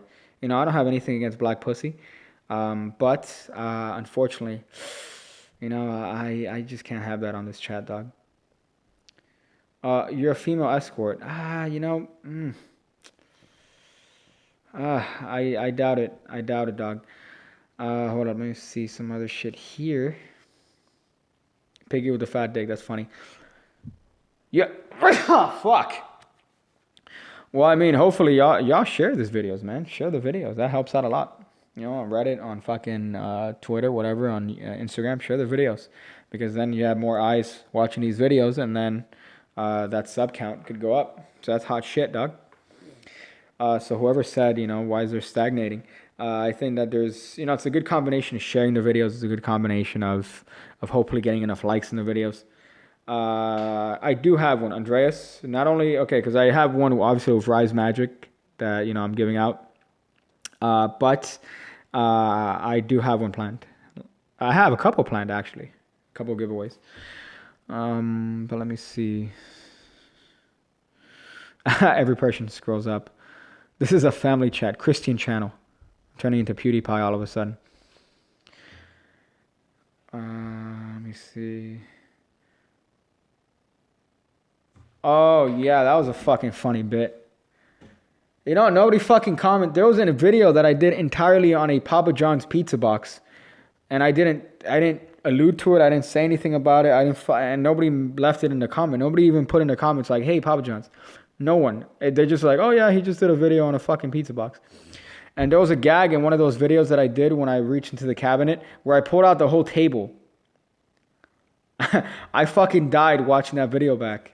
And nobody said, "Hey, dude, did you just take out a table from a cabinet?" Yeah. Let me see. Swishtian. That's funny.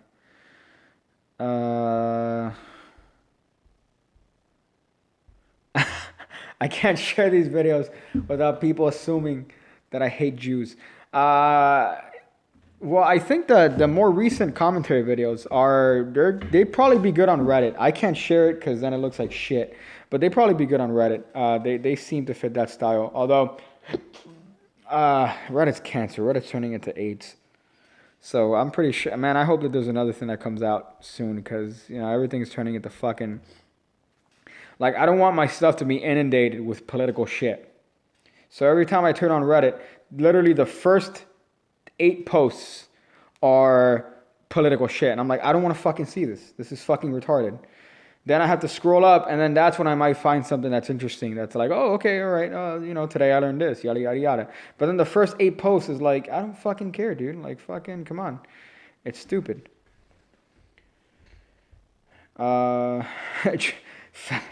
Feminists.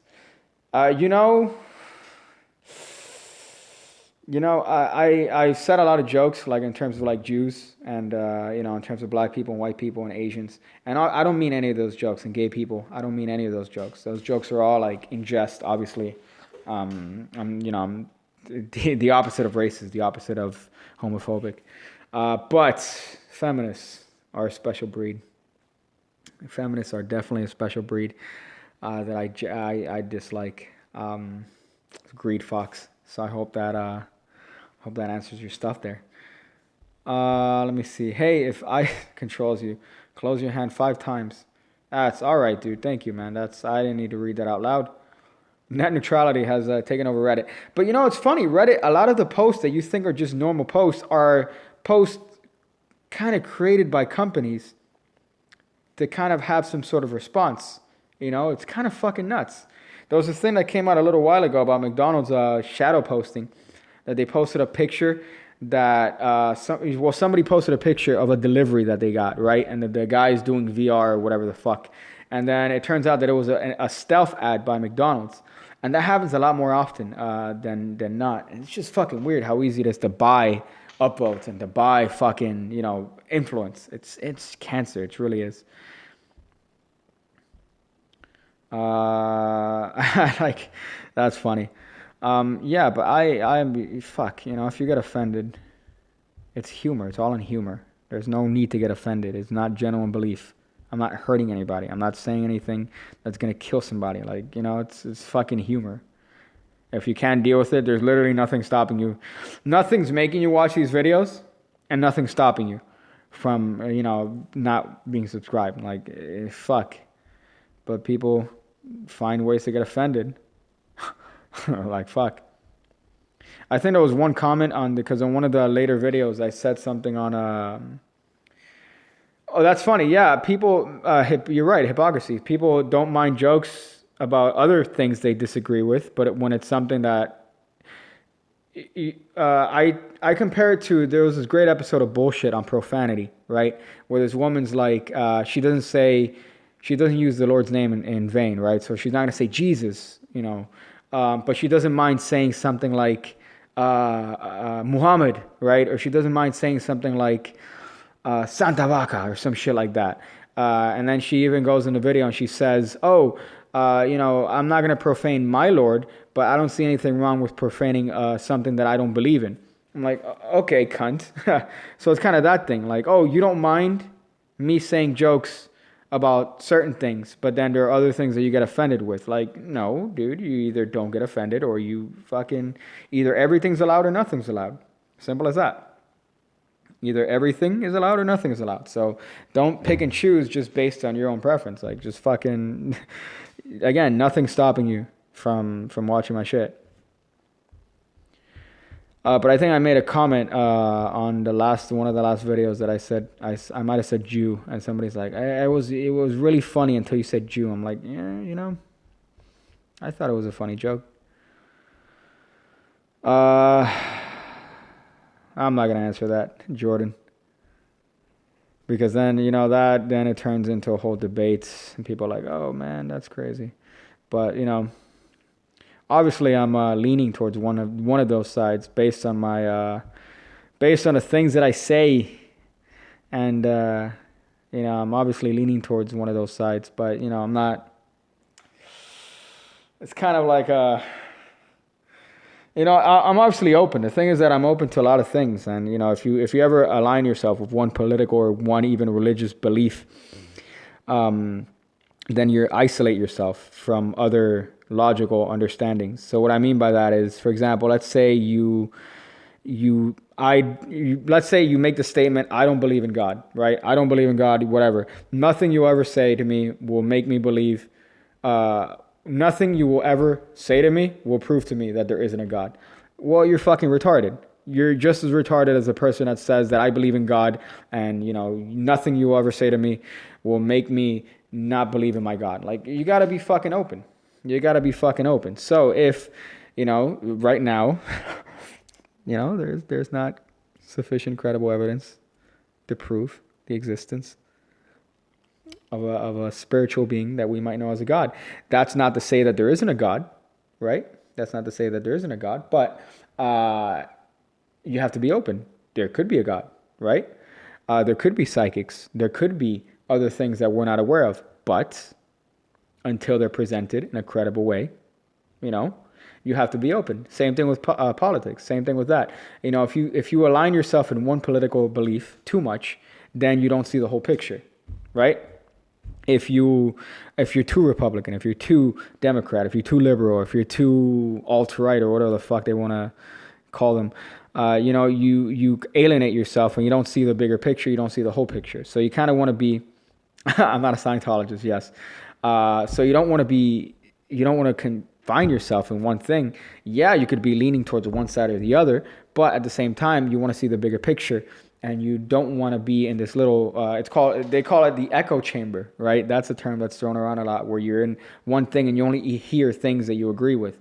You want to hear things that you don't agree with because you want to learn. You want to keep learning. You want to keep expanding your knowledge base. You don't just want to be in one fucking, little closed environment, and then you pretty much alienate yourself from logic, reason, and things like that. So it's always good to be open for politics. It's always good to be open for religion. I'm not saying that there isn't a God, but I'm saying that right now, hey. So to answer those questions, I guess, from those of you guys that are asking. Yeah, and I really don't want to turn into like a whole political discussion, but I think that a lot of times political beliefs are exaggerated in media. I think that there's a lot of things that are exaggerated that don't really exist. But again, unfortunately, perception is reality.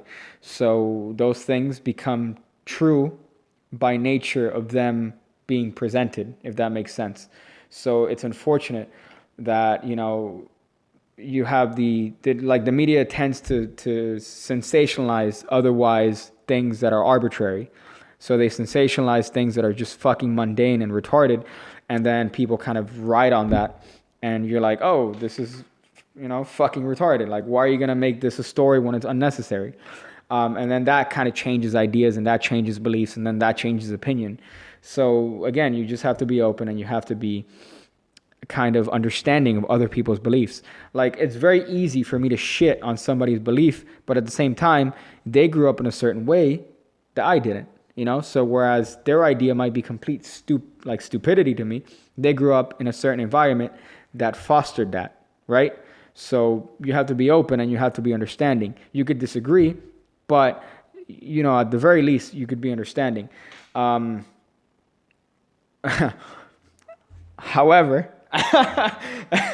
there are certain things that are fucking retarded. That certain people get offended easily. Certain people get, certain people get triggered easily, and that I agree with. I agree with entirely. So but then again, that's just my opinion. You're more than welcome to have different opinions. So I hope that answers your question. I'm trying to be general and specific at the same time. So there you go.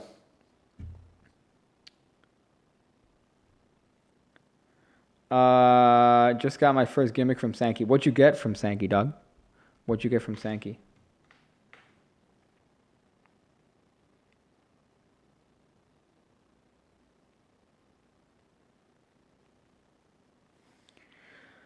Not that I disagree. That's funny. You were complaining about how obnoxious Reddit, and then look how it's taken over this live stream. Yeah, fuck. Damn it. Where am I? What is this? Yeah, where are you? Carly G, if that's your real name. To be right about something is not to have the right to change someone's opinion. That's very existential.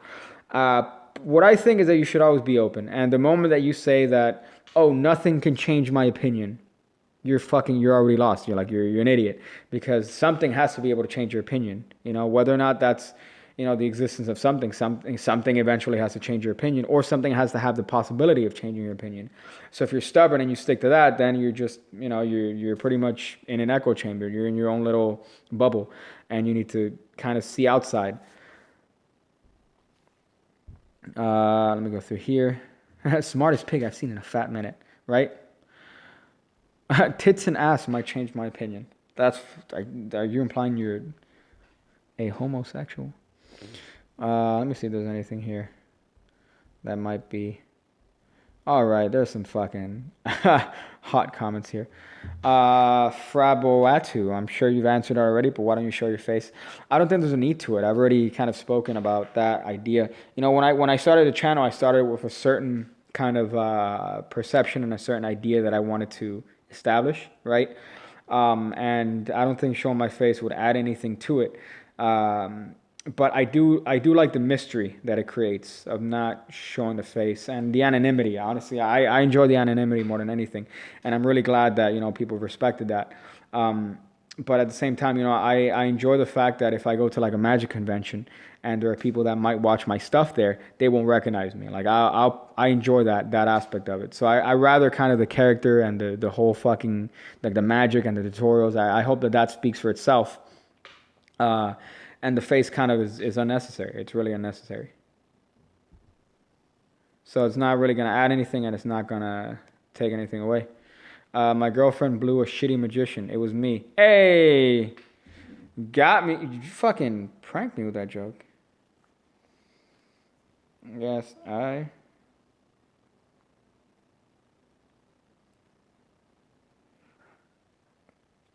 Sorry if I'm distracted. I'm trying not to be a cunt here on this phone. Hold up.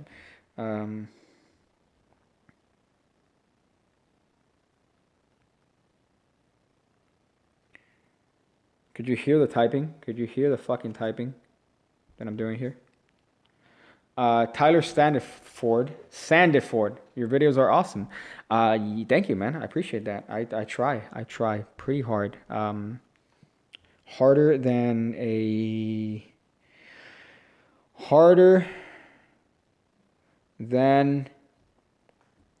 Jimmy Seville at a middle school play. That was bad. That was awful. Fuck. That was. Oh shit.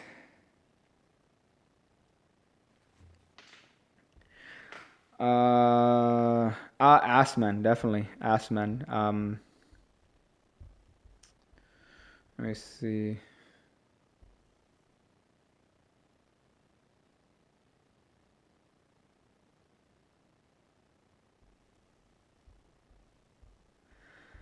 Why so early? Why so early? For you, maybe. In my time here, it's in a fucking 12:03, dog. How do you feel about jokes about things like the Vegas shooting? Like that, are jokes okay, or is it too far? Again, I could just say this from my perspective because I don't have any sort of affiliation to that. I don't know if that makes sense, but it's not something that directly affected me, right? So it's very easy for me to make a joke about it. But at the same time, I do understand that there's a lot of people that, could be really offended by one of those jokes. And it's a fucking shitty situation with that. But I'm one that, even if something were to happen to me and, stuff that has happened, that happens to all of us, I don't get offended. So I'm just that type of person. So, it's a whole weird situation. It's like the same thing with 9/11, right? You see all these jokes about 9/11. Gilbert Gottfried made a joke about 2 days after the tower fell, and people shat on him. But at the same time, you if you're making a joke about it, it kind of it's coping. It's a coping mechanism. You know, some people cope in different ways. Some people cope in fucking inappropriate jokes. You know, it's different for everybody. But you know, me personally, I don't think it's too far. But that's just me again. Why aren't there any Puerto Ricans on Star Trek? That's fucking funny. Maybe there aren't Puerto Ricans in the future. Pig cake. Yeah, with your Morty ass wall fucking sub thing.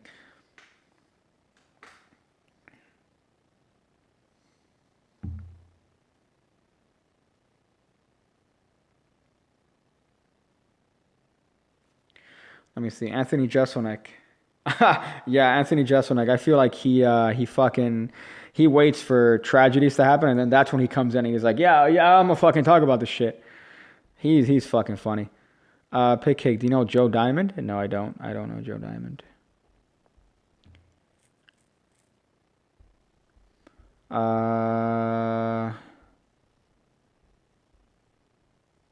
It's 3 o'clock. Oh, it's 12:03 in New York too. Yeah, because I'm on the Eastern time zone, dog. Fuck. Damn. Okay. Hold up. A bunch of comments came in, and now all this mother. I just literally I can't go to old comments now. Son of a bitch. Fuck. Okay. Do you believe in any conspiracy theories? What do you mean by conspiracy theories?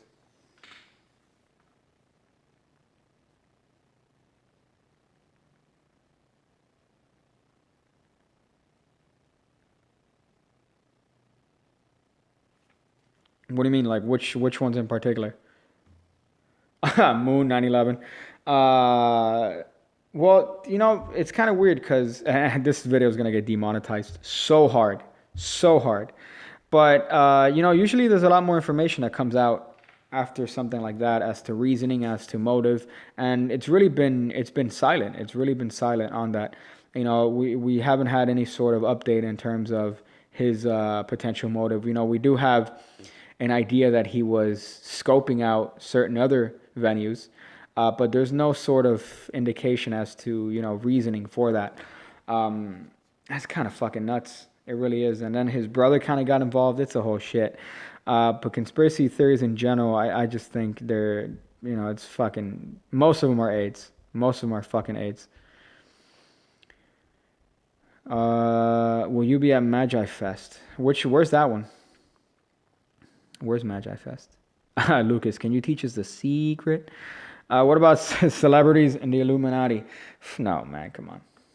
I mean, yeah, there are underground kind of organizations and like exclusive clubs, but you know, the fact that there's an elite that controls everything, it's kind of fucking weird. Where's what's the name of the Zendrius? Where's Zendrius when you fucking need him?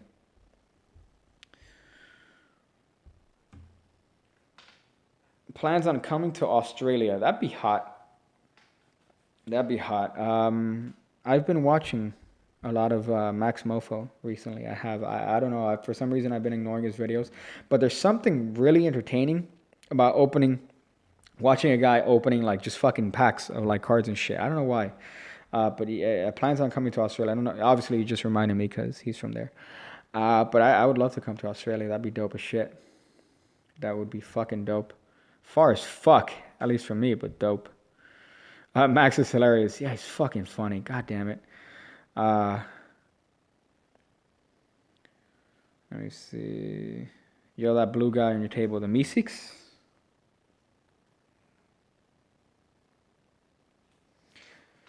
Let me see. Go on him through iDubbbz. That's funny. Portland Magic Jam. That's a fucking great. That is a fucking great selection of magicians there. Richard Osselin.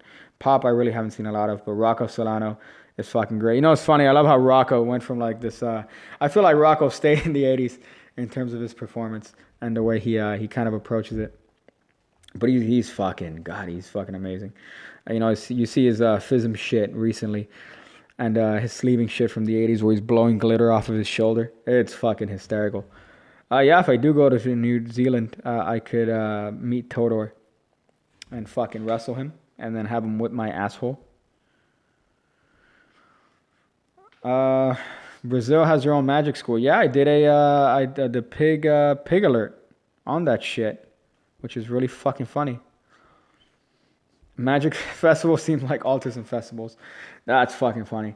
It's weird. I've never been to one. I've never been to a convention. I would like to go to a convention at least once, but I'm already anticipating what it's gonna be, and I'm thinking it's gonna be 80% AIDS, 20% substance. You know, it might be fun, but just the 80%. Pig cake come to Florida. Does the king? Does the deck in front of you have a K of Hearts? Oh shit! Does it have a King of Hearts? You know, it's funny. I might have taken the King of Hearts out of this deck. Yeah, fuck. Or no, maybe I don't see it. That's really fucking funny. Look at you keeping with the memes, dog. I like that.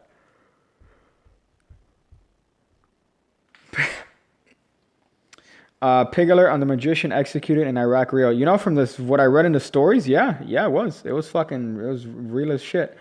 But you know, the word magician has a different definition when it comes to countries like that. So, you know, magician for us might be somebody that fucks around with cards, coins, or, you know, does tricks. Magician over there might be someone of, practicing something that goes against that religion.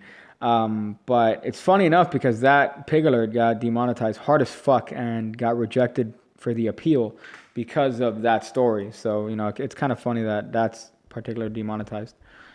Jim Taoni, two hot dollars. Thank you, dog. I appreciate that.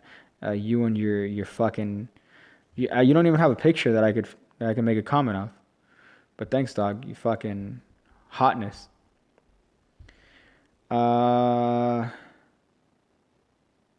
Pig Cake has finally found his dad at Walmart.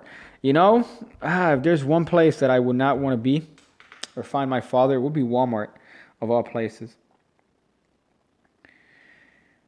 I don't know if I've been in Walmart in the past year, but I remember the last time I went, I said to myself, I'm like, this is the fucking last time I'm going in this place. I think it's so bad that they account for the stealing in their budget. They account for the known theft in their budget. I don't know if somebody could vouch on that being true, but I remember reading that and I'm like, oh, okay, all right.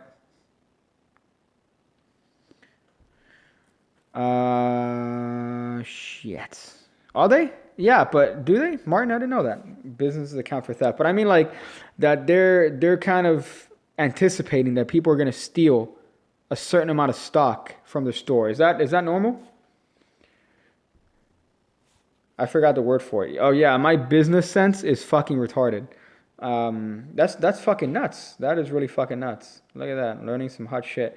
I didn't know that's like a certain allocation of funds. It's like, okay, we know that people are gonna steal shit, as opposed to investing in anti-theft shit. We're going to allocate a certain amount of funds for. Okay, that's fucking nuts, dude. Am I ignorant for not knowing that, or is that something that's well known? Because I honestly didn't know that. Yeah, going to all these fucking stores when I was younger, I've stolen once. That was a fun fucking story. I've stolen once in my entire life when I was like 8. And that was enough for me never to do it again. Shrinkage. Wow. Fuck, dude. That's fucking nuts. I don't think we could post a link on that, but that's interesting as shit, dude.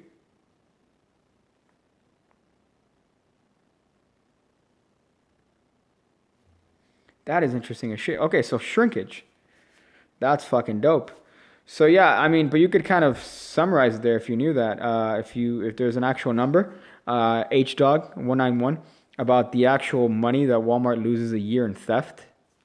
Like, how much money do they use a year? That'd be fucking dope. Did any of you put the number here? No, okay, not yet. Oh, okay, you did. They estimate a loss of $3 fucking billion. What the fuck? In theft? Are you fucking God? 3 billion. That is a fucking fuck ton. I guess that's what I was thinking of. That, that their number, I guess, was so high up. It's just, what the fuck? $3 billion that you estimate that people steal from. Shit. That is fucking insane, dog. I could unlock or steal anything. Look at you, Pirate Bay. My dog steals some things on Pirate Bay. He thinks he's like a hacker, Greed Fox. You laugh, you lose. That's funny. PewDiePie had a video on that recently, right? Everyone's calling him out for doing You Laugh, You Lose compilation 27. It's funny. The idea, fucking, if you work at like a grocery store, or if you work at one of these they encourage obviously the people not to fucking like chase after people that steal, right? So if you get out of the store, you're up to the cops to find you if they're willing to even put the effort to get you. So that's another thing that's kind of funny to me. I guess it becomes more of a liability if you chase after somebody for something that's $10 or something. It's not worth the fucking, I guess, legal injunction that you could get from fucking getting hurt. Theft is part of shrinkage. Anything that's not accounted for in inventory. Fucking nuts, dude. Yeah, PewDiePie. I liked him initially, right? Because I was a dumb cunt.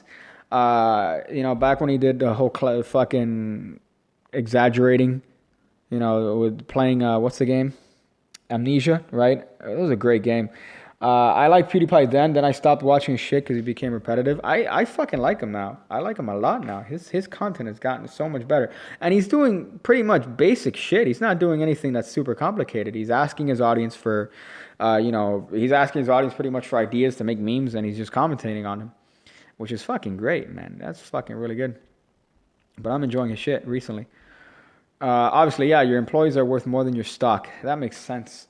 I've heard stories of people, chasing after people. But, that's an entirely different thing.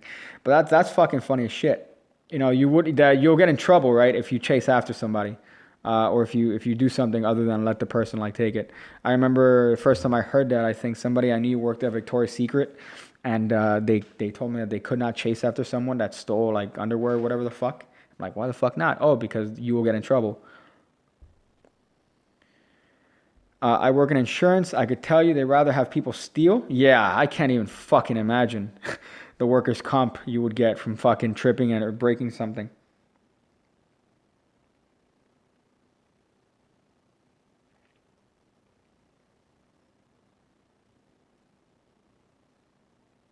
Let me read through these.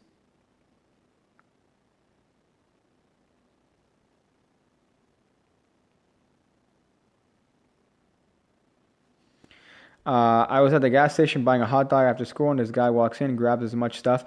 That's another thing that I was reading up too, that crime, there's a significant increase in crime due to social media, right? That there's an increased crime. There's a noticeable correlation between videos on social media about crimes and crimes taking place. So people, it's a fear that they're, robbing stores and recording themselves, which is, by the way, fucking retarded because that's evidence, you dumbass. But that people are doing that just to record themselves, just to get hits and get to make a viral video, I guess. I'm gonna fucking walk into a 7-Eleven, steal some shit. That's such a stupid thing to do. But I've been reading a lot about that recently too, and it's fucking nuts. Free trial has ended. Pay the fee of $6.99 a day to continue. God damn it, fucking Abner. That's fucking AIDS. Look at that shit. Got one. I was working in a Hibbett. I don't know what a Hibbett is. Is that a convenience store? But Trevor, I was working at Hibbett, and the worker offered me a discount right when some guy walked out and the alarm went off, and they did nothing. I asked for that discount. That's fucking great. It's funny, that moment, I think Louis C.K. has a bit on that. The moment where you leave a convenience store, right? You walk out and then the alarm goes off, like you took something, and then you look back at the cashier and you kind of give him one of these, like a shrug, you ring me up. They always tell you to go. They always tell you, hey, no, don't worry about it. Like I could have literally stolen shit. You know, if I knew this ahead of time that you wouldn't give a fuck, I would have just fucking stolen shit. But that happens every single fucking time. You know, almost dismissing the use of the stupid fucking machines.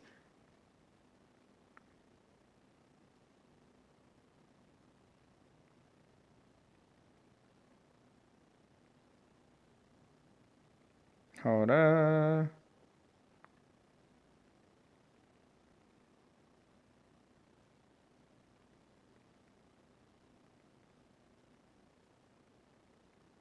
Hey, okay. Hibbett is a sports store. Oh, like sporting goods. Okay, all right. So like Dick's Sporting Goods, I guess. Oh, like Dick's. That's funny. I just fucking literally mentioned that shit. I am Daniel Madison. Okay, I am Daniel Madison. I started to carry my AR-15 because crime has went up in my city. If you're carrying around an AR-15, you're living in Fallujah, dog. That's fucking Fallujah. Where I live, there used to be a lot of hardware shops, and then Walmarts put their prices so low. Oh, that's fucking funny. Yeah, that's fucked. But yeah, fuck Walmart. Just in terms of going there, I'm fucking done. Jose's Geckos, I love your fucking videos. Thank you, dog. Thank you, man. I appreciate that. Joshua Fogelsong, Pig Cake. No more sharing subs, right? I don't know what you mean. Unless you're referring to Rise, right? Me and Rise Magic. I carry a tank, cunt. You guys have hysterical. Like, comment, and subscribe. Have you ever had an experience with UFOs, ghosts, or anything? Not ghosts, because ghosts are bullshit. But when I was younger, I do explicitly remember seeing a dot in the fucking sky jump around. Just like it wasn't like it wasn't a direct linear path. It was literally a dot in the sky, right? That seemed like some sort of, you know, just a little star. And I saw the star do this, do this, do this, like this, just like sporadically. It wasn't moving. It looked like a star from where I was. Then again, I was younger, right? So I can't trust my memory of back then. But I remember even then in my youth being like, oh, you know, that's fucking weird. You know, I'm gonna remember this because this is fucking weird. Like my eyes are not deceiving me. I'm seeing this shit literally move around in the sky. Why does everyone call you a cunt? Because I call everyone a cunt, right? Because I use the word cunt a lot.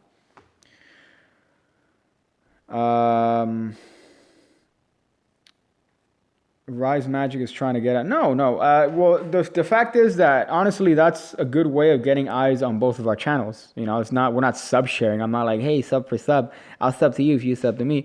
But you know, Rise, they're you know helping with some of the decks. Obviously, they're also a great fucking channel.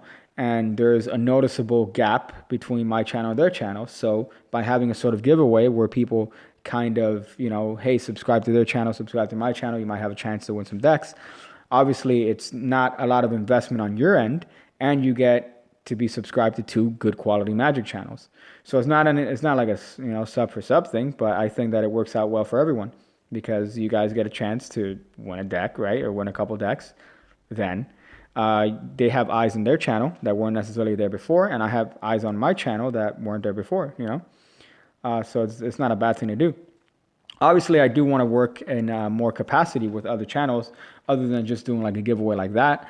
But I think that it's a great thing to do, you know, and they were very gracious to want to, you know, work with me. And, you know, fundamentally different, you know, I would say we're very different. And they were gracious enough to want to work with me. I would definitely work with Todor. I fucking love Todor. I wasn't sub before Rise, saw bits, but not sub to not. Exactly, yeah. So there were people that are sub to my channel that weren't sub to them. Same thing with their channel that weren't sub to me. And, you know, I think that if you're not sub to them, you're missing out on a lot because they really have great fucking tutorials. And they're really good when it comes to their cinematography, their blocking, the way they present it. They're really good. So they're good, high quality shit. And, you know, the fact that I could send people their way and they could send people my way through this is great. It's fucking phenomenal. So, you know, I don't see anything wrong with that.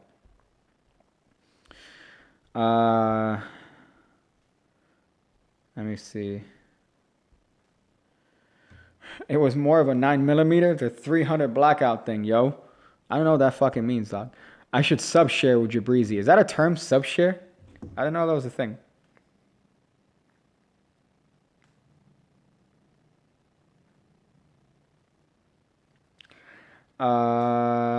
Fucking Jabrizi cunts. Let me tell you, if I did that with Jabrizi, I'd probably get like 100 subs, honestly. His is one of those channels where, you know, obviously your videos are correlational, so I might have 30,000 subs per se, but not all 30,000 are watching every video, right? It's the same with every single channel. If PewDiePie has 58 million people, you see that his normal videos, it's 2 million, right? Which is still a fucking lot, but it's a fraction of the overall views and subs. So Jabrizi, you notice that his channel has like fucking, what, 200,000, 250,000 subs, I think, or 100, it's either 198 or 200 and something from what I remember. And his videos get like 1,000 views, 2,000 views. So it's like, yeah.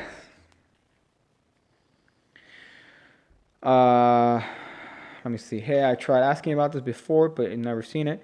I was watching one of Chris Ramsey's videos, and he answers questions and answers yours, and you've never made a note of it. What do you mean? A burrito night? And he... hold up. Fuck! Your comment went off. Hold up. I was watching one of Chris Ramsey's videos, and he answers questions, and he answered yours, and you never made a note on it. I don't know what you mean. Oh, okay. Like on Twitter, right? Yeah. I sent him a question on Twitter and answered it on video. I think that's fucking it. My AR is a pistol. Let me see this. I subbed to them before Pig Cake. I saw Pig Cake in my recommendation on one of their videos. Yeah, you know, that's what I see often. A lot of people kind of mention the fact that like, oh, you know, I've seen your videos a lot in my recommendations, but I never checked you out. So that's kind of what, you know, them working with me is kind of helping out, the fact that it's making people check out my stuff and check out my videos, which is always fucking great. Let me see. But his channel's fake. Let me see. Pig Cake Deck. Yeah, a lot of people have asked me about that. Obviously, I want to do it when it's correct. I want to do it when it's right. So, you know, I mentioned next year and stuff like that. But, you know, obviously, if I have to do if I do want to make a deck, I want to make sure that everything's right. I want to make sure that everything's financially correct. So, obviously, I'm going to have to end up doing some sort of either Kickstarter or, you know, something like that, some sort of crowdfunding for the deck. But as far as, you know, the design, obviously, I want to make sure that everything's perfect. And right now, I don't want to spend a lot of time on that, when that time could be spent in making videos and, you know, kind of coming up with different content. But something that I would definitely be interested in next year, you know, hopefully around the middle of next year, to maybe release a piggy deck. But that'd be dope. Again, I would want to kind of make something reasonably priced, you know, under 10 or, you know, 10 and under preferably. And also have it be something obviously of quality and make the deck kind of fit my aesthetic, you know, the first round.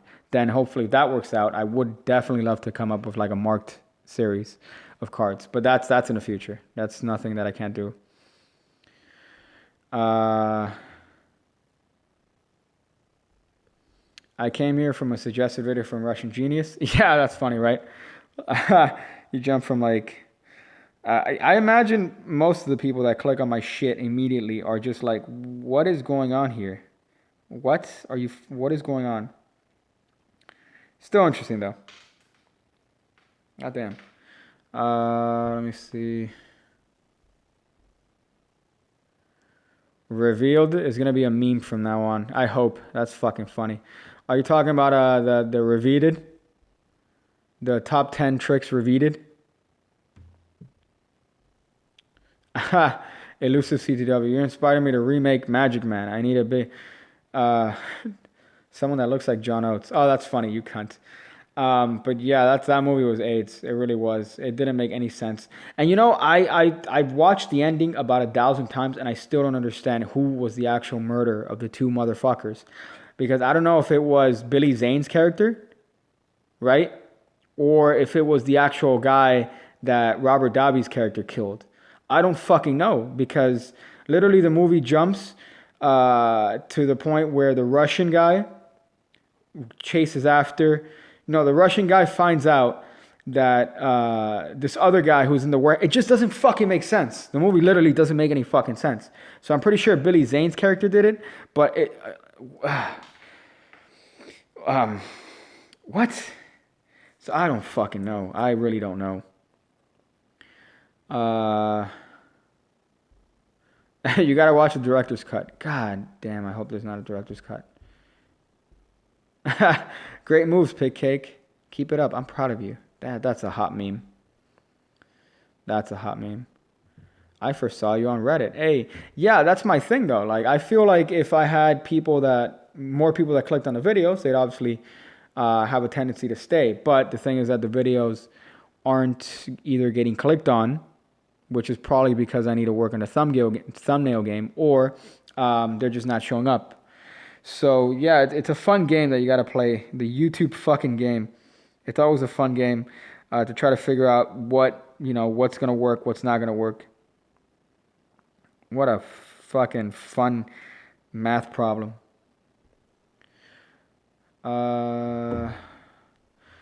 What's the most you spent on a deck of cards?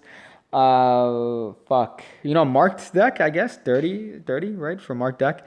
But the most I've spent on something that looks like a deck is Industrial Revelation, which is $100 by, Industrial Revelation is by Jamie Grant, I think. Yeah, Jamie Grant. That's the most I've spent. That looks like a deck. It's not a deck, but it looks like a deck. It's $100. It's fucking great. It's amazing. But the most I've spent on an actual deck is about 30. I look like Oats. Yeah, that was the one. Most recommended deck, whatever works, man. Honestly, whatever if you find that's around you that's cheap and available. Because the best deck you could, oh yeah, this deck is amazing, but how could you get it? Is it something that's practical for you to buy if you need another one?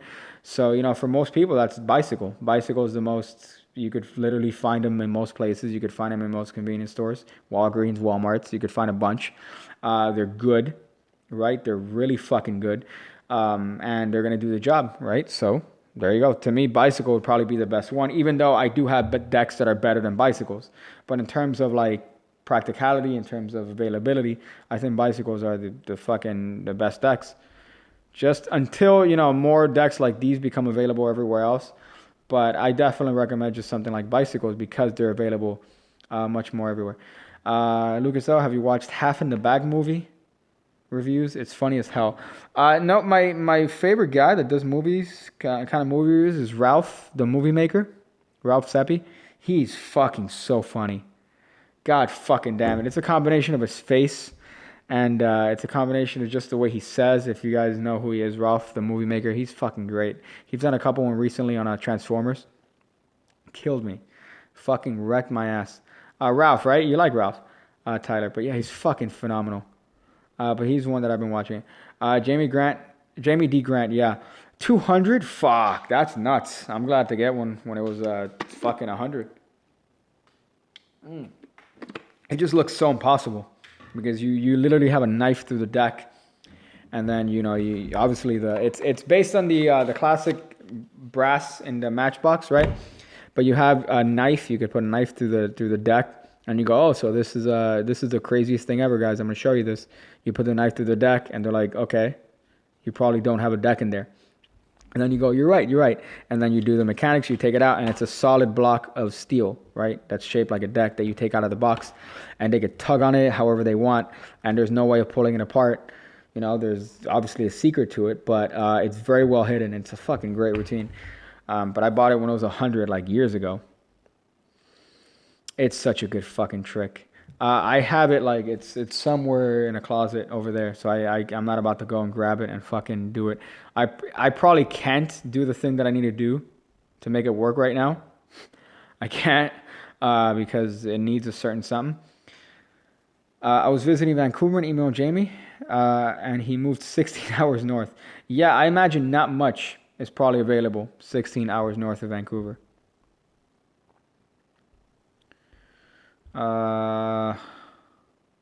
Pull out some random gimmick. I don't have anything near me.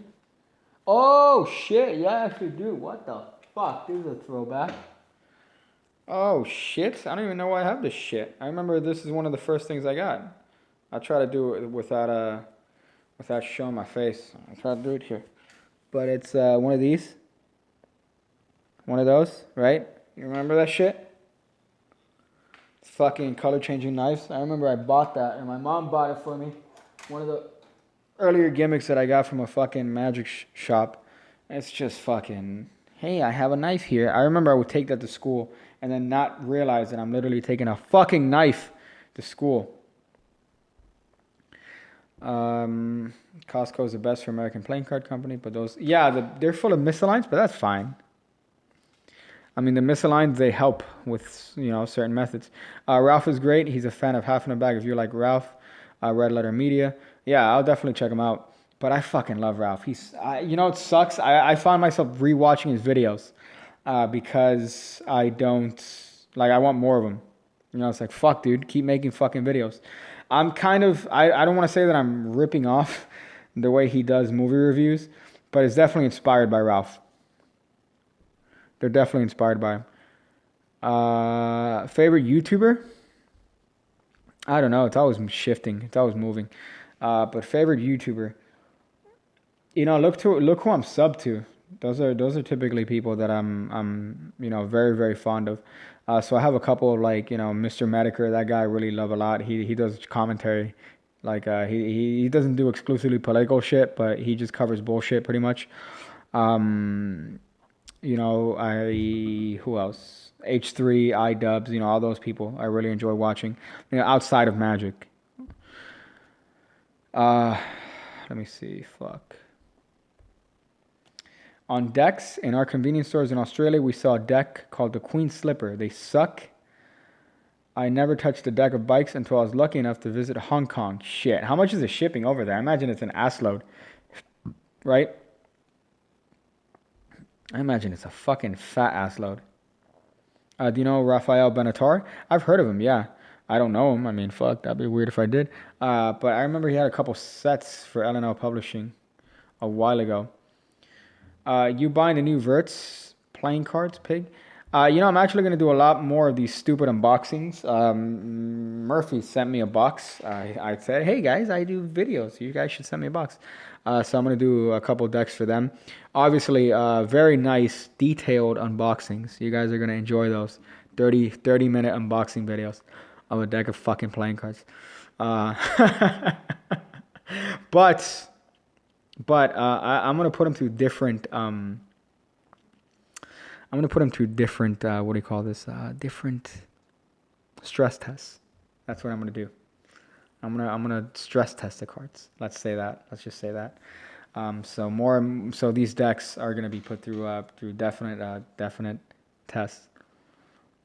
So yeah, let me see.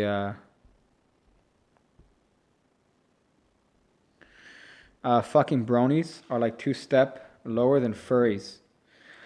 I think all of them are bad. All of them are bad. That's just a weird bunch of people, man. Honestly. Elbow review. I've done a body review, man. I've done a whole body review. If you've seen the more recent videos. Let me see. You need to break those unboxing videos into 2 videos. Yeah, bring in all that ad revenue, right? Just do it like the tutorials that I'm trying to. But I really want to make.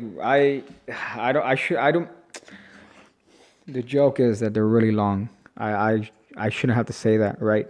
But that's the joke. I know some people are going to watch those videos and be like, dude, this is really long. You're being really repetitive. That's the joke, right? I think that's the joke.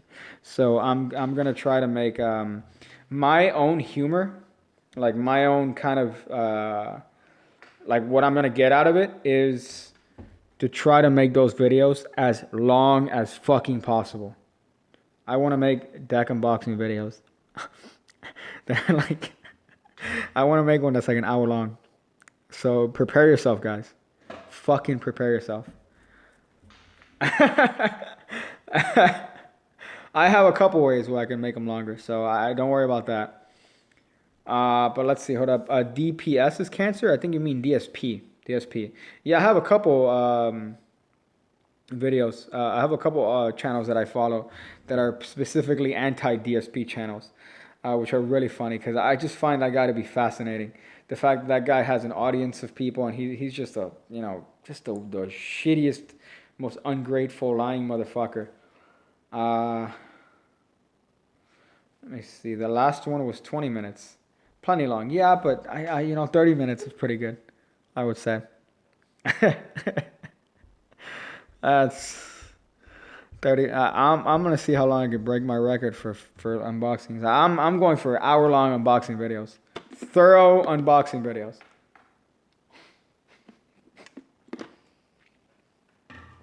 Hey, look, if I'm getting the decks, I'm gonna unbox them. All right. If I'm getting fucking cards, I'm gonna unbox them. So I'm gonna give you guys a comprehensive review.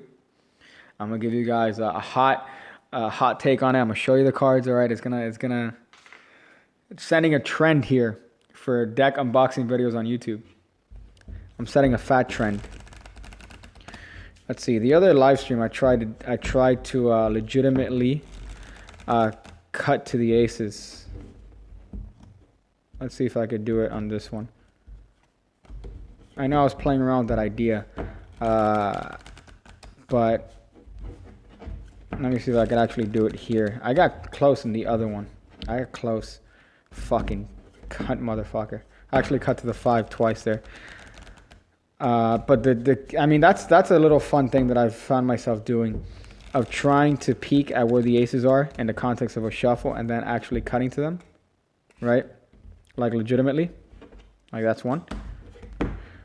But that's like a fun little game to play. Like right now, I think I could. Fucking kill me. There you go. See? So that's kind of fun. But let me see if I could do all of them in this one.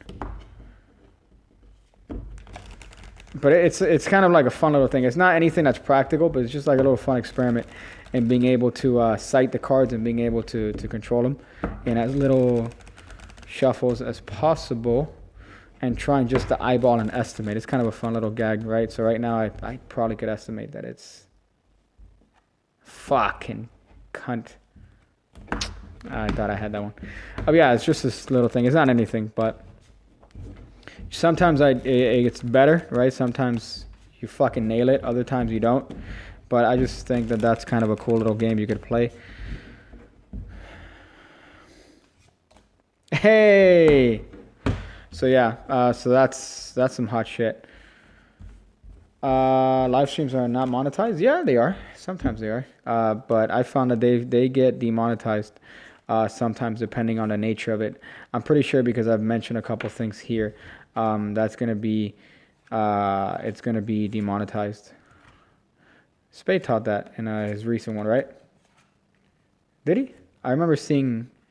I didn't see the actual video, but I think I saw the video without any audio, I think, and he did that. It was this is Reed McClintock's move, right?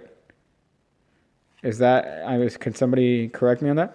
This is a version of the frustration control, like this, where you're able to show the same card, right? Like an ace there, an ace there, an ace there. Fuck, I fucked it up.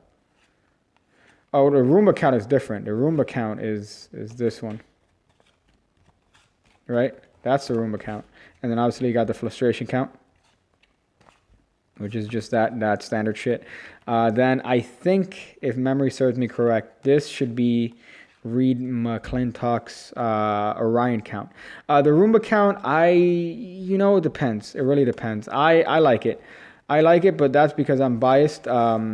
Because of I love Jean-Pierre Vallerino. But the Boris Wild count, the Kiss count, that's his count. How does that one go? That one goes like that, right? That's that one, if I'm not mistaken. I spent way too many fucking hours with goddamn cards. But there's also... let's see if I could do this. There's like a production... fuck it. I couldn't do it. But yeah, there's a bunch of counts. I know Xavier Spade had a good video. I saw it without audio because it was just running in the background, and I saw him do that hot shit. But he goes over those 3 counts, which is kind of dope. But there's another one. Fuck. So there's a Kiss count, there's a Frustration count, there is the Orion count, there's the Roomba count. I know I'm missing one. But fuck it.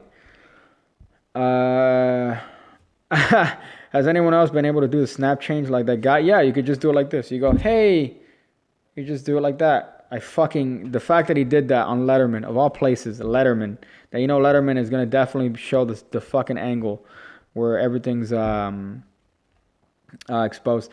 Metamorph, is that the one with the penny on the matchbook? Is that the one with the penny on the matchbook, Baron Boots? No, this. Does anyone know that color change? That one? Obviously, it's going to look like shit from this angle.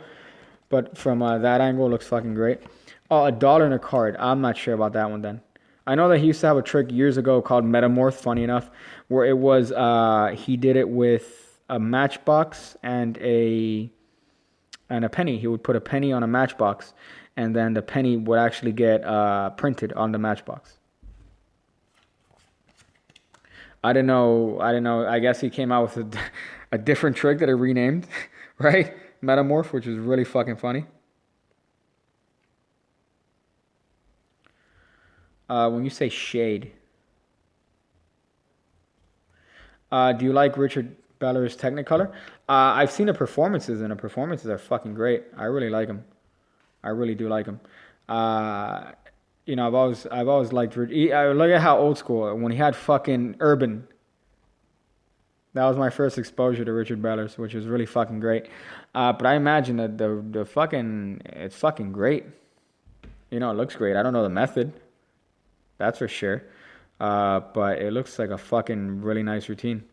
You could see the reactions from his performances. They're absolutely fucking great.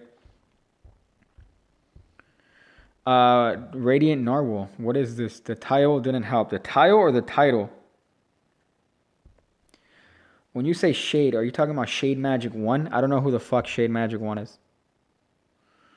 I don't know. Do I like narwhals? I don't know what a fucking narwhal is. I don't know what a narwhal is, dog. Hey. I wish somebody would kickstart a sushi themed deck. That'd be fucking weird as shit. He's saying spade. Oh, I'm not saying shade. I'm saying spade. Yeah, I'm fucking retarded.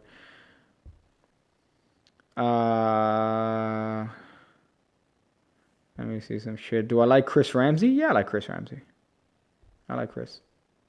Saw it on Instagram. Are you talking about this guy RAR5391 here says that there is a sushi deck.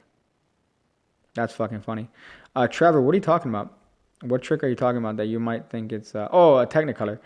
Well, I mean, buying it, you'd be supporting him, and he's a fucking great magician. But I'm not, the method, it looks good on video, but that's not to say the actual practicality. But yeah, from the video, from the performance that I've seen, knowing that Richard Beller's is a fucking amazing magician, it seems like a win-win.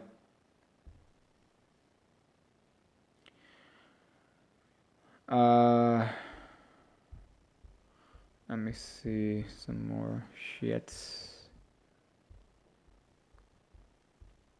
It's like a folded card change. Oh, that's fucking weird. No, then I don't know what Metamorphosis is in that case. You should make some awesome card trick and end it with a card saying "send nudes." I've done that. I've done that several times. I think many times. Radiant Narwhal. You know who has a video on that? Pulling a card out of their butt. I think it's Gavin McGinnis. If you look him up, his name's Gavin McGinnis. He has a card trick where he pulls a card out of his butt. That happens. I hate self-working card tricks. Why do you hate self-working card tricks? There are some self-working card tricks that are the fucking greatest tricks that I've ever fucking seen. And they don't require any work on your end. Out of this world, self-working. There's a beautiful one by John Bannon. Fucking self-working. It's amazing. I don't understand how you hate self-working card tricks. Card to butt. Yeah, I don't think I'll do that. I'm not comfortable sticking a card in my ass. Gavin was. If you watch that video, he gets a card selected, and then the card disappears from the deck, and it appears inside of a condom inside of his ass. It's horrendous. At some point, he would have to stick it in his ass. How much use do you get out of your Odyssey ring? Not any. Not any. I bought it. I like it, but it's not something that I would perform.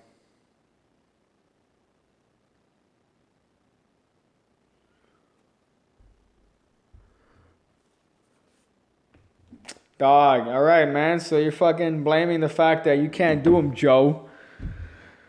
I have no control, plus it just annoys me. There's fucking so many self-working tricks that are amazing. A great magician who does Aldo Colombini. He was great. He does a lot of kind of tutorials where he used to do a lot of videos for self-working impromptu tricks, and he passed away to shame. But yeah, there you go. I saw Carney do a cart to ass cheek. That's fucking funny. Carney. Oh, a Carney. I thought you meant like John Carney. I was like, I would not want to see John Carney do a cart to ass.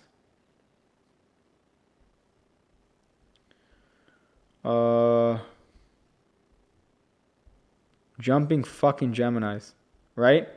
I actually have the other day I was looking at one of my old notebooks, and I have a whole routine for that. That's kind of, it was loosely based on that Greg Wilson idea, but it's a jumping Gemini, right? You do the whole jumping Gemini is a different way of doing it, and then at the end the cards go to different pockets. So I remember I had that in one of my old notebooks, that was a good idea. Favorite self worker, definitely Out of This World is fucking amazing. There is a couple other ones that there's a John Bannon one where he has 16 cards, right? Assuming there's 16 cards, he has a spectator think of one, and there's a little bit of a process, obviously, but the process is super well covered, and he's able to reveal the card that the spectator's thinking of. That one has to be one of my favorite self-working tricks. Then there's another one.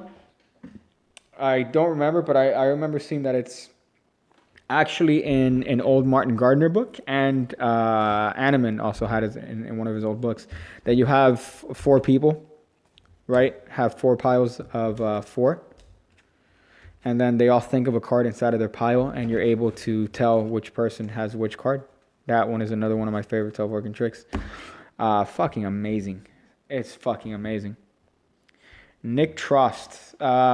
Nick Trost, a lot of Aldo Colombini stuff is Nick Trost shit. So Nick Trost, Carl Fulvis, these are all fucking great. He's still alive, right? Carl Fulvis? Or Fulvis, however you say it.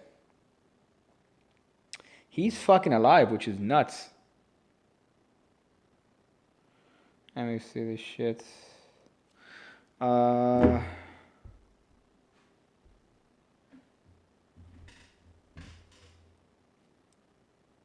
21 card trick. That's funny. There are ways of doing a 21 card trick that are fucking entertaining and really, really good. Bill Malone has a whole little bit on a DVD on that. There's ways of doing that. What's the worst trick that needs to die? French kiss. Stupid. That trick's fucking retarded. It's the same one from that video that I was ranking on. It's garbage. Okay, dude, you're gonna tell me that in order for this trick to happen, you're gonna need to kiss me? Are you fucking retarded? And then every wannabe hey, I'm a pickup artist guy does it in their fucking YouTube channel. Every wannabe pickup guy, they're like, hey, I'm gonna put the card in my mouth and we're gonna have a moment here. Hold hands with me. The cards change places by your kiss. Are you gay? Are you fucking gay, dude? That's the only time when kissing a girl is actually gay, when you're doing it in the context of a card trick, and you're doing it because of a card trick. It could be the hottest person ever, but if you're doing it because of that trick, you're gay. It's gay. I'm sorry. It's just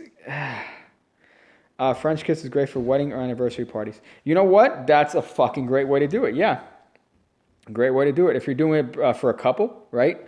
For a bride and groom, you have this person puts a card in their mouth, this person puts a card in their mouth. It's kind of an unconventional, quirky trick. That's the perfect way to do it. Then they kiss and the cards fucking switch places, right? They're a couple. They're comfortable with each other. You know, it's not fucking, you're not, you're not fucking sexually harassing a bitch for a goddamn card trick, right? So they do the little thing if it's a couple and it's a cute moment, right? But if you fucking go up there in a beach, Miami Beach, Daniel Fernandez, and you're like, hey, I'm going to do a trick. Fold this card, put it in your mouth. I'm going to put the card in my mouth. Now we're going to make out. And then the cards change places. That's fucking gay. That's gay. I'm sorry. I'm not sorry about that. Fuck that. But yeah, definitely. Definitely elusive CTW. If you're doing it for a couple, that's great. If you're doing it for a couple, that's really, really good. Because then you kind of have a cute moment between a couple. But if you're doing it just for you and somebody else and you're trying to get a cheap kiss out of it, dude, come on, man. Come on. Yeah, hi. I need to do a little bit of I need to give you a colonoscopy for this card trick. Do you mind? No? Well, you know what? If I do it right, you could kiss me on the cheek. Like, all right, dude. Come on. Figure it out, dude. Let me see some other stuff. What time zone? Eastern. Time zone that I'm in. Jared, you need sleep, pig cake. Do I? I need a little bit. It's almost 1. I mean, I'm good. I'm good now. I'm a little bit, I guess. You should do more. Let me read comments here. You know, I don't do this often live with you guys, but I'm going to read comments here live. Favorite indie game on the Switch? I haven't gotten any indie games on it. I've gotten pretty much the major platforming games, like a basic bitch. So like Doom, Odyssey, Zelda. Those are all the games that I have for the Switch. Sonic. So I really haven't gotten indie games. So Blue Crown giveaway. Love your content. Hey, that's pretty good. Fuck. Now you see me, dude. You should do more movie reviews. Make a new channel for it because your work is awesome. Damn it, dog. That's fucking hot. Man, y'all killing it with the comic games here. Black Friday. Favorite tire brand. Firestone. Yeah, I've seen a lot of people say Firestone. I remember they had a whole controversy, Firestone, back in the early 2000s when cards were literally flipping over because of fucking Firestone tires, which I find really funny. What? Copy paste description? I don't know what you mean, dog. Let's see another one here. James Randi, spelled incorrectly, is James Randi are my hero too. James Randi are my hero too. That's what I'm gonna say to that.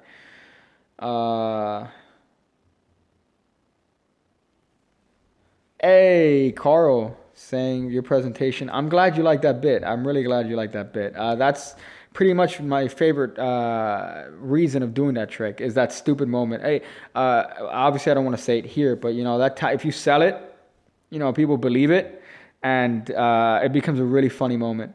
You know, I hope you understand what I mean.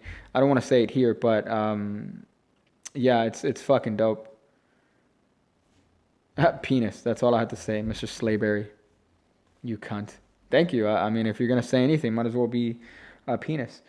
Somebody says, this guy, Zachary Ketchum, drops this hot comment saying, pig cake is like Leafy plus Magic. Dog, really? Am I gonna have to these nuts? Fucking these nuts? These nuts? Really, dude? I'm fucking Leafy? God fucking cunt. Then the next comment says, iDubbbz of Magic. Am I fucking iDubbbz, dude? Am I fucking gay? No, dog, come on. Cameron McCauley here says, I need to review Magic Mike XXL. Do I really need to review Magic Mike? I mean, it has Magic in the title, but I don't think that's any good. Plus, I'd be afraid of watching it, right? If I watch that and I get like a little bit of a chub, Immediately, I'm already done. That makes me infinitely gay. I gay love you, Pig Cake. I gay love you too, Xylo. Ah, shit. Okay, things are happening. There's a comment here. Phantom Magic. Haha, Illusionist exclusive, but was it ever sold there? Talking about David Stone's window. That's another thing that I'm going to do. That's another thing that I'm going to do, guys, if you guys haven't realized it. But I definitely want to have a kind of a series where I'm reviewing and opening shitty magic from overseas. So I'm definitely going to fucking start doing that. So that was the first one, Window by David Stone. I fucking, I bought it not with the intention of, I bought it with the intention of pretty much seeing what I got, because there was no way in my head that they were selling David Stone's Window for the price that I got it for, which was like $2 or $3. And when I got the DVD, when I got the goddamn DVD, it was an Asian DVD of rubber band magic.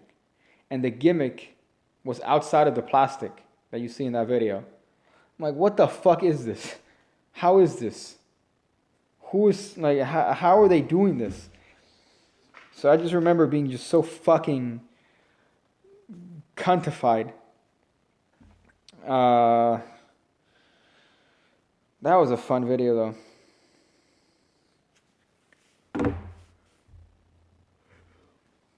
Georgia, Mr. Slayberry loves you more than his entire Tally-Ho collection. Are you happy, cunt? Somebody says, how can you grab a double lift? You got a break, right? You got a break underneath the second card from the top of the deck, right? A little bit of a break. Reach in with your fingers. Turn the card over, right? You could do a little bit of an Altman trap there if you want. Turn the card over. That's a double lift, right? That's a double lift, dog. If you want to make it fancy, you could do one of these obnoxious double lifts that I've seen people do. You could do one of those that's very obnoxious. You could do this dribble double, right? A double lift dribble, right? Put it in the middle. Haha, guess what? Comes from the top. Yeah, there's a lot of stupid double lifts, dog. Great tutorial. Thanks. I appreciate it, dog.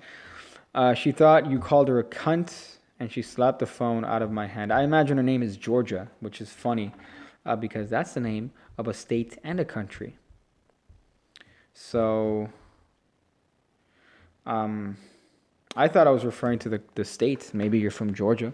So I was like, oh, haha, this guy's speaking to the entire state of Georgia. But no, you're speaking to specifically Georgia, the person that you are sticking your penis in. So, you're just in Georgia. Hey, see, you said it before. Dribble double. I learned that in cunt college. Yeah, Jim Tony. I'm glad you did. The cunt college. Pig Cake Cunt College. Exclusive to patreon.com. Y'all should check it out if you haven't already. You cunts. Let me see if there's anything hot here.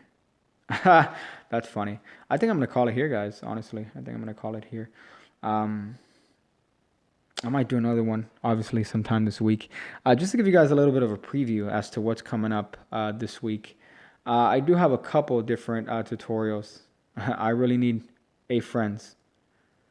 You need grammar. That's what you need, Alyssa. You need grammar. But just to give you guys a little bit of a preview this week. Obviously, you have a couple hot tutorials coming up. A couple unboxings actually coming up. And a couple of tutorials. There's one tomorrow that I'm calling Dr. Daly and Mr. Hyde card trick. Some of you guys are going to enjoy that shit. That's hot. There is a deck review that's going to fucking wreck my ass. What else is coming up? There is, oh shit, card in their pocket. Nice. So card to their pocket. You get a card in their pocket. That's fucking hot shit. That's coming up. So that's probably all coming up this week. So you guys should look out for those videos. Wow, this video is fucked. So that's fucking good shit. So hopefully that you guys enjoy those videos. But other than that, make sure to do all the stuff, right? stuff that people do. Share, like, subscribe. Fucking spread the pig cake country, right? Because then there's a whole pig cunt. Then I guess it's less about expanding it and more about having YouTube actually fucking listen. God damn it. Because they don't listen to somebody when they only have 29 fucking K. So I fucking YouTube. Let me tell you, if there was something else better than YouTube, I would fucking jump so hard on that. It would hurt my actual penis. But unfortunately, YouTube is the only place I could fucking get on. That's the part I hate. God damn it. They're doing everything wrong. And then now is when they're deciding to crack in on all the fucking channels that people have been complaining about for fucking ever. Fucking iDubbbz, fucking H3H3, fucking literally everyone has made videos, millions of views on fucking creepy ass motherfuckers making videos exploding kids. And guess what? You have advertisers pull out, so now is when you care. Susan. Sorry, I got a little bit cunty on Susan Wojcinski. Jesus, I'm going to start a YouTube channel and I'm going to listen to you guys. You're a fucking cunt. That's going to be enough for me never to be any sort of success on YouTube. Just me calling the CEO a bitch and a cunt. Lindsay, I think I talked about that earlier, though. I talked about that earlier, about the idea of me splitting up the performance and the tutorials. So I'm going to do that in a couple videos coming up where I split the tutorial and I split the thing. But more likely than not, I'm just going to do straight tutorials, just, one long continuous thing. But again, I'm just playing with different things in terms of just how. So for example, there's a trick that I just mentioned, card to their pocket. That is split into 2 videos. So that's split into the actual performance and then the actual tutorial. So there you go. That's hot shit. You get me wet. Okay, I try, dog. I fucking forgot what I was saying. I was bitching a lot about Susan. I was bitching about YouTube and how shitty of a job they're doing. And I understand whatever. They have to pay for the service space and whatever. Yeah, but we're putting effort, dog. We're fucking putting effort as people on YouTube. I'm putting effort making videos every fucking day. So the least that you could do is give me something. Give me some hope that I'm like, oh, hey, all this effort that you're putting, it's for something. It's fucking something. That bitch. That fucking bitch. So that's it. I'm gonna. So yeah, guys, do all the things that people do. Make sure pigcake.me, patreon.com, Twitter. I drop hot dank memes sometimes. I'm not that big on Snapchat, tbh. Not that big on Snapchat. On Instagram, I'm kind of trying to become an Instagram slut. I put up like kind of little video on Instagram that's of a little performance. If you guys want a tutorial for that, let me know. But yeah, I'm on Instagram, pigcake69. I'm on Twitter, pigcake, at pigcake, obviously with 2 E's. I don't have a Twitch, unfortunately. I don't play enough games to have a Twitch, to justify a Twitch. You know what I actually was thinking of doing the other day, now that you mentioned that? I was thinking of doing like a playthrough of like a game. Maybe doing like a playthrough of Doom, for example, or doing a playthrough of Zelda or whatever. But, obviously me. So I think that'd be a little bit interesting to watch. I was thinking of doing that, but, I don't know if that would work. What else? Fucking. I think that's it, right? That's all the other. Snapchat is pig cake, but it's I don't put a lot. I mean, I put some pictures of like this, and the other Rick and Morty ideas. I don't even know what Fortnite is. I know it's a game, but I don't know much about it other than that. But games that I do enjoy, I'll definitely play. I'd enjoy doing that. So like a game like Doom, I definitely play, do commentary on. A game like Zelda, I would definitely do commentary on. But yeah, I'd fucking. That's something that I'll think about. But if I do have a Twitch, it wouldn't necessarily be for games though. I think that there's enough diverse content on Twitch. Maybe do like some sort of podcast thing there, maybe something like that, like a live thing. What I would love to do is some sort of live calls. Like I'm able to take calls live. I think that would be very entertaining. It would be very fucking entertaining to have like an actual live people talking, like not just texting, but talking, like a call-in show, something like a podcast, something like that on Twitch. So that's a little project that I've been thinking of. But yeah. This is different. This is different because this is exactly like Miss Cleo. You fucking nailed it. This is different because I'm reading your commentary, right? So it's different. If you had, imagine with the fan base that I've accumulated, to have actual live conversations, I would fucking love that. So that's one thing that I want to do probably on Twitch. So I'd probably have to figure out how to do that correctly and how to do that of quality. So yeah, normal people. I'm sure normal people. I'd have some normal people with decent questions, but I'd probably have some people call and either fart on the phone, or I'd have people call and just call me a cunt and just hang up. Exactly, yeah. But it'd be fun. It'd be entertaining. That's for sure. Um, right? It'd be a bunch of people calling cunt, or you know what it'd probably be. You know what would probably be most of people calling, saying, "Hey, am I live? Hey, am I talking?" And then hanging up because the call disconnects or some shit. That's probably what it would be. It would probably be shit like that. But that's something I'd definitely be interested in doing. Just kind of have a different sense of content. I think people would enjoy watching that. But yeah, that's just an idea I have. Fuck, damn. What the fuck? I was gonna leave. I was gonna fucking leave, and now I'm inundated with ideas on cuntistry. Um, yeah, so I'm gonna go. I'm gonna fucking go and take a fat nap. Uh, thank you guys. Thank you guys. You guys are the best. I really appreciate all the motherfuckers that sit through and watch my shit, even the ones that I've stuck through 2 hours and 46 minutes for my shit, or even the people that just watch my videos on a daily basis. I'm eternally grateful to the cunts that all do that. Even though I make a lot of jokes that are highly inappropriate, I still appreciate it. You guys are hotness. So I'm gonna go. Figure out different ways to fuck a goat. To fuck a goat. Have sex with a goat.